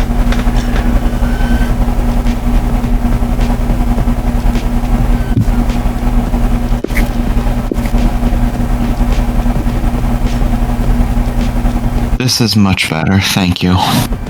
Giving off one last little shiver. Thanks, yes.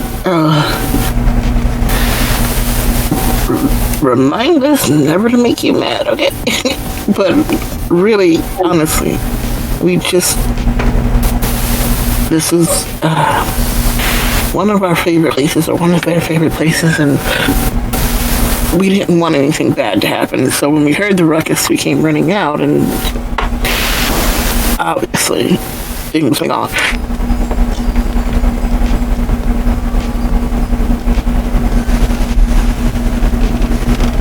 The Reapers have kind of been bold as of late. Who are you?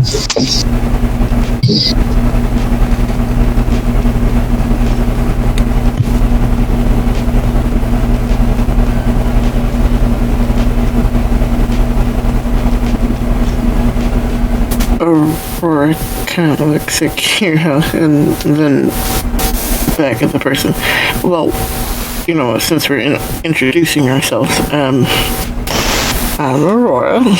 That's Kira. Bird. Hazel. We're missing one right now. I don't know where they've gotten off to, but we are, or were, the Hyde Park Motley, or one of the Hyde Park Motleys, but then recently we had a mishap that did us up across the hedge for a little while and came back to this.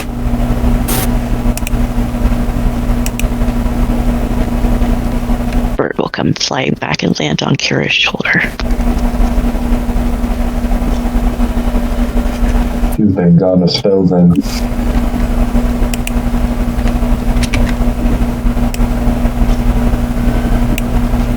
That's what we were thinking when we were last here. It was the day of the funeral, and we were all at the restaurant, and again, things happened, and now we're back, and seems things have gone shit.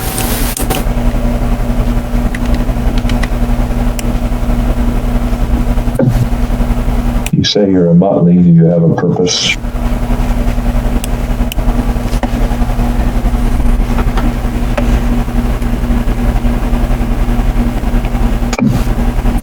Does not dying count as a purpose? Oftentimes. Then yeah, we do.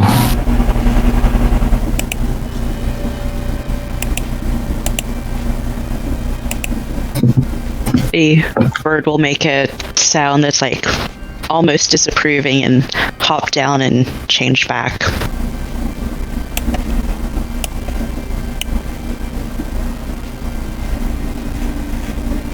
I could. More or less, we just want to protect what is ours. And what is yours? To be honest, that's a good question now.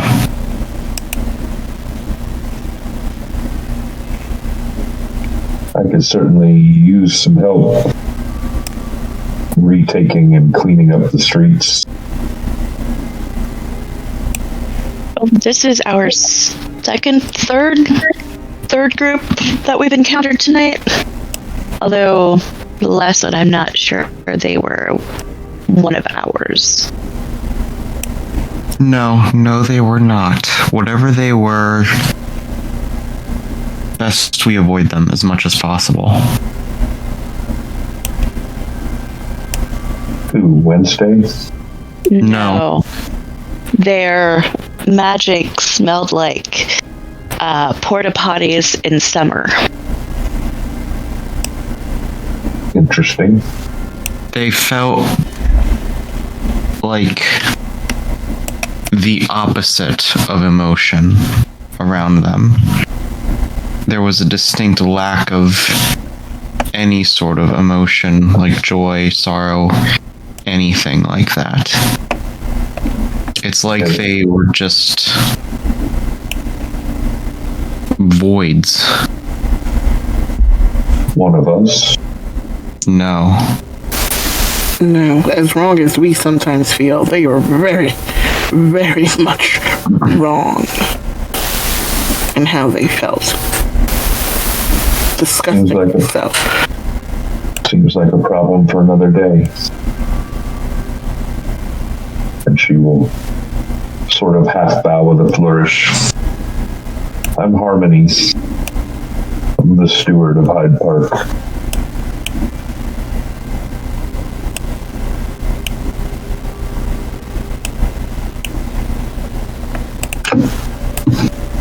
So normally I wouldn't point out the irony in that whole situation. But you see it, right? You're trying to create peace, and your name is Harmony. That name was chosen for me.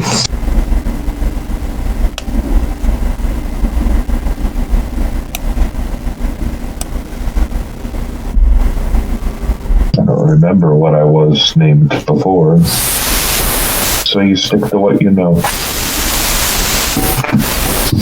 True. You can always pick We were all a new name. true in this day and age, in this weird world that we live in now. People change their names like they change their partner's underwear. Pick a thing.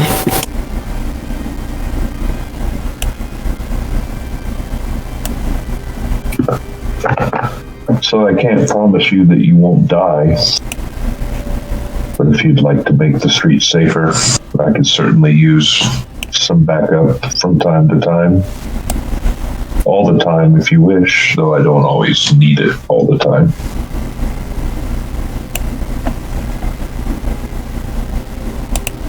That sounds nice.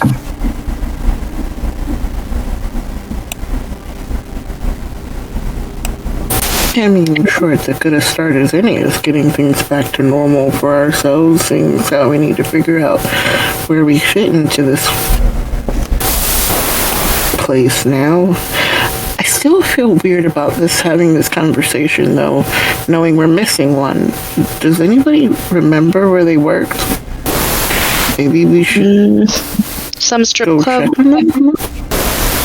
Yeah, I think Tyke was trying to check out what happened at his job. Well, there's 50 million fucking strip clubs around here, so which one is the right one? But like I said, it just feels weird that he's not here. Well, he's not much of a conversationalist anyway, but at the same point, he's still part of this motley, right? So That he is. More the merrier. okay. There's something that's immediately wrong. The world has moved a degree onto its counter axis. Things have shifted. While the children now have a lifelong enmity and fear of birds, specifically ravens, and while Wednesday now has someone else to play the game against, the world itself is disbalanced. There's a megaton yield of energy released upon the extinguishing of any soul. That megaton release is multiplied exponentially by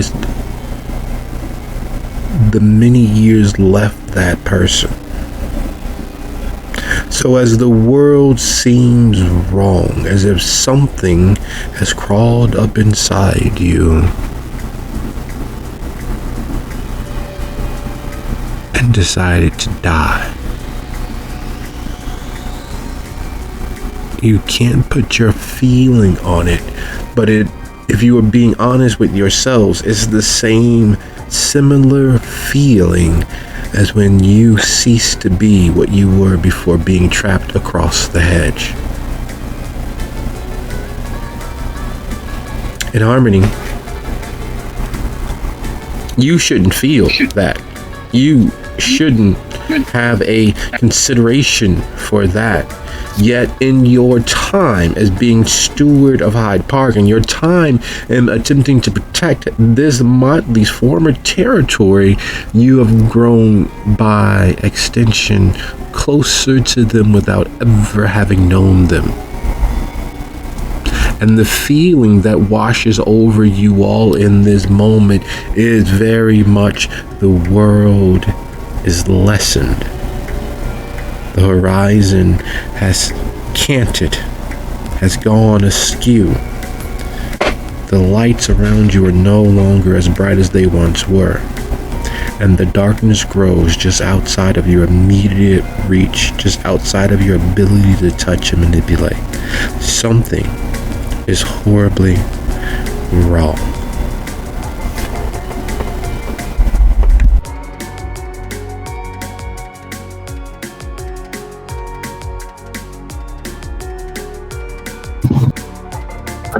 There's a sense of sorrow and foreboding in the air. And as delicious as it is, it's not right.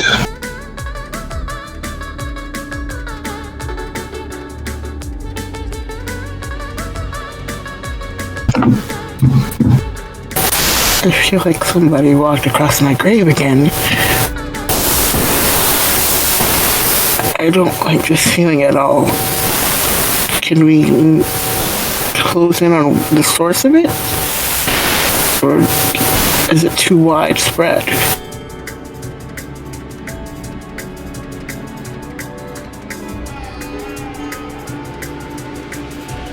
Is it Aurora the only one attempting to reach out and find the source of it, or are you all probing your mind's eye for why does the world feel wrong?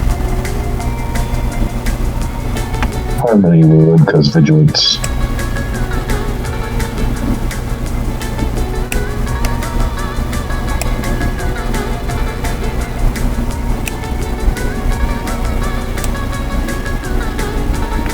Yeah, Hazel probably would, just because search for knowledge. And same with Kira.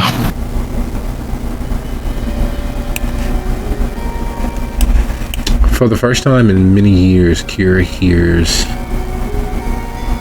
"You may not want to write that down. You may not want to take that down."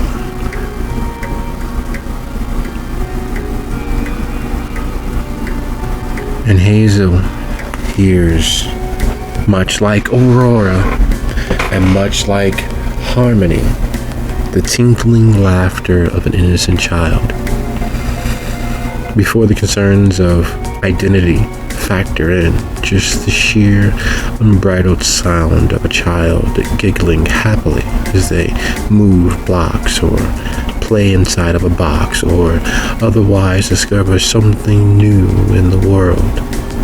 And just as the sound of that giggling reaches near full voice, as if whatever it was just so terribly engaging and interesting, just as a almost sigh of release that it can't be that bad despite the weird giggling out of the shadows, the giggling turns into screeches, and you can hear that child, older than the baby, younger than a toddler, in that middle space, right before they realize who they are,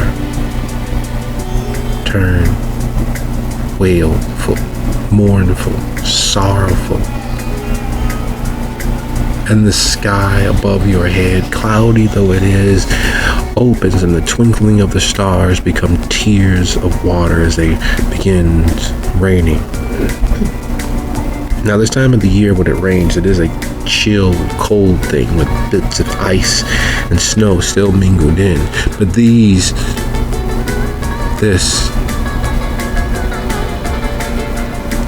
is warm and salty, very much feeling like the sky itself is crying.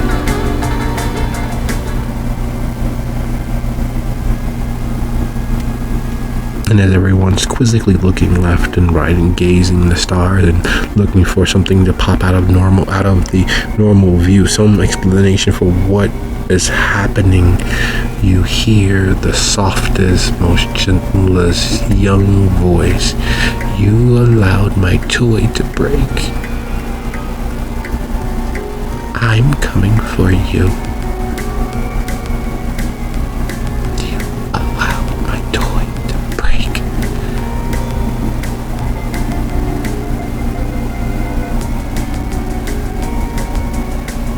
And then nothing. The calm of night, the lessening and slackening of the rain falling from above, and that pervading sense that the world is wrong remains, though completely slacked and lessened.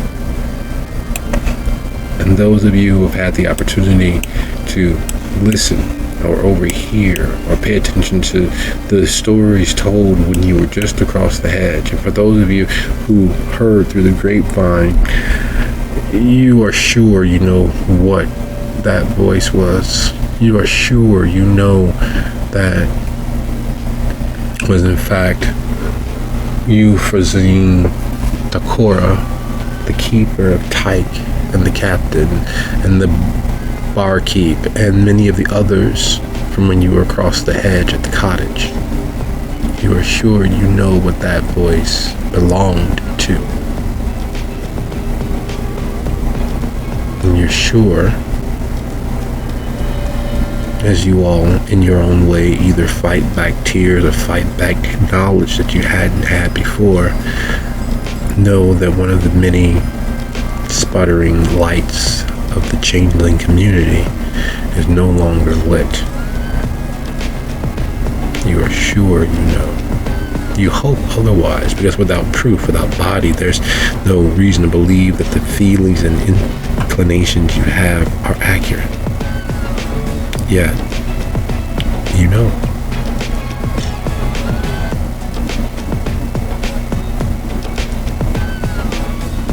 And like all books, like all stories, there comes a point where the last page is turned. And while there may be more adventures for the motley of Hyde Park, for now, Book 1 closes. Book 1 ends, and we turn the last page, allowing each of the members of the motley, new and old, to come to grips with what it is that they need to come to grips with. Good night, everybody. See you guys next time. Good night. I don't.